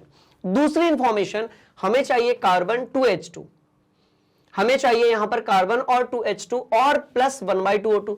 तो भैया कार्बन तो ये है, इसको छेड़ने की बिल्कुल भी जरूरत नहीं है, पर क्योंकि हमें यहां पर हाइड्रोजन 2 चाहिए। बात समझ में आ गई? क्या करने का, बहुत सिंपल सी कहानी, इसको 2 से गुणा कर दो, इसको 2 से गुणा कर दो, इसको 2 से गुणा कर दो। बात समझ में आई? बोलो यस सर। इसको भी 2 से गुणा कर दो और सबको आपस में जोड़ दो, और सबको आपस में जोड़ दो। बात समझ में आ गई? बस खत्म। सबको जब आप आपस में जोड़ेंगे तो आपको मिलेगा क्या, बहुत ध्यान से देखेंगे तो देखो बेटा, इसको तो अपन ने पलट दिया है। बोलो यस सर। तो पलटने के बाद ये वाला भाग उस तरफ चला गया, वो वाला भाग इस तरफ आ गया, तो अपने को मिलेगा CO2 प्लस हमें मिलेगा, थोड़ा और पीछे हम लोग लिखते हैं, CO2 प्लस हमें मिलेगा 2H2O, ये दोनों। उसके बाद प्लस यहां पर कोई छेड़खानी नहीं है, तो कार्बन प्लस O2 प्लस यहां पर क्या करेंगे, तो भाई सीधी सी बात है 2H2 करेंगे plus 2/2 O2, so this will turn into what, O2। बस खत्म बात। ये सारे अपन ने ऐड कर दिए। ठीक है जी। अब बात कर लेते हैं भाई किसकी, उत्पाद की बात कर लेते हैं, मस्त वाली ये कहानी है। तो उत्पाद की यदि हम बात करेंगे तो भैया यहां पर उत्पाद है आपके पास में CH3OH और साथ में है आपके पास 3/2O2। और यदि हम यहां पर देखेंगे तो भैया उत्पाद जो है वो आपका CO2 है। आपने कहा ओके सर। प्लस यदि हम यहां पर देखते हैं तो मैंने 2 से गुणा किया हुआ है तो ये हो जाएगा 2H2O। चलो ये भी एक बढ़िया वाली बात होगी। कुछ तहस नहस हो रहा है क्या, कटपिट हो रहा है क्या, बन वो भी देख लेते हैं। क्लियर है? Yes sir. चलो तो यहां पर CO2 है, वहां पर भी CO2 है, ये उड़ गया, ये उड़ गया। इधर पे आपका H2O है, यहां पर भी आपका H2O है, ये भी उड़ गया। अब इस तरफ आपको क्या मिल रहा है, तो भाई यहां पर आपको मिल रहा है C प्लस क्या मिल रहा है, तो भाई C प्लस H2 तो मिल ही रहा है, 2H2 मिल रहा है और 2 ऑक्सीजन है O2 plus O2 and that will turn into what, 2O2। ठीक है, चलो तो बस खत्म बात। ये लो ये लो ये लो ये लो, तो ये हो गया भैया C plus 2O2 plus 2H2 and that will turn into what, CH3OH plus यहां पर आपका आ जाएगा 3/2O2। That's all. अब यदि आप ध्यान से देखेंगे तो भैया यहां पर 2 है, वहां पर 3/2 है, इसका मतलब 1.5 है। और उसको आप जो है इस तरफ जब लेकर आएंगे, बात समझ में आई। देखो यहां पर 2 है, बोला यस सर। यहां पर कितना है, तो भाई 1.5 है। इस तरफ लेकर आओगे तो बचेगा कितना, आधा ही तो बचेगा। और यही जो है अपने को चाहिए था। खेल हो गया खत्म। ठीक है जी, तो यह हो जाएगा आपका C प्लस 1/2O2 प्लस यहां पर आपका 2H2 एंड CH3OH। ये बात किसकी हुई, तो भाई समीकरण की बात हुई। ये बात किसकी हुई, तो भाई समीकरण की बात हुई। अब एक काम करते हैं, इन सारी क्वेश्चंस का भी खेल यहां पर कर लेते हैं। ठीक है, तो उसके लिए क्या करना पड़ेगा, तो भैया मस्त वाली बात। देखो इसको जोड़ना है इसके साथ और यहां पर 2 से जो गुणा हुआ था उसके साथ आप इसे जोड़ देंगे। तो भाई ये हो जाएगा आपका डेल RH। किसके लिए, इस वाले समीकरण के लिए। बहुत ध्यान से देखना भाई, प्लस 726, ठीक है, प्लस -3, तो सीधे यहां पर लिख देता हूं मैं -393 और -2 गुणा कितना था, तो भाई 286 था, 500 कुछ हो जाएगा ये। That's all. तो ये आप ऐसा सॉल्व कर लेंगे लास्ट में। तो यहां से जो है आपकी कुल ऊर्जा जो क्या हो रही है, विरचन में मुक्त हो रही है, वो भी आ जाएगी। ठीक है, एक बार फिर से आप लोगों को बताते चले कि भैया ये जो चीज अभी हम यहां पर पढ़ रहे हैं, ये नीट वालों का, JEE वालों का, CUET वालों का और आपके स्कूल में यहां से क्वेश्चंस आएंगे ही। और स्कूल की एग्जाम में यहां से कोई चिल्लर क्वेश्चन नहीं आएगा 1 या 2 अंक का।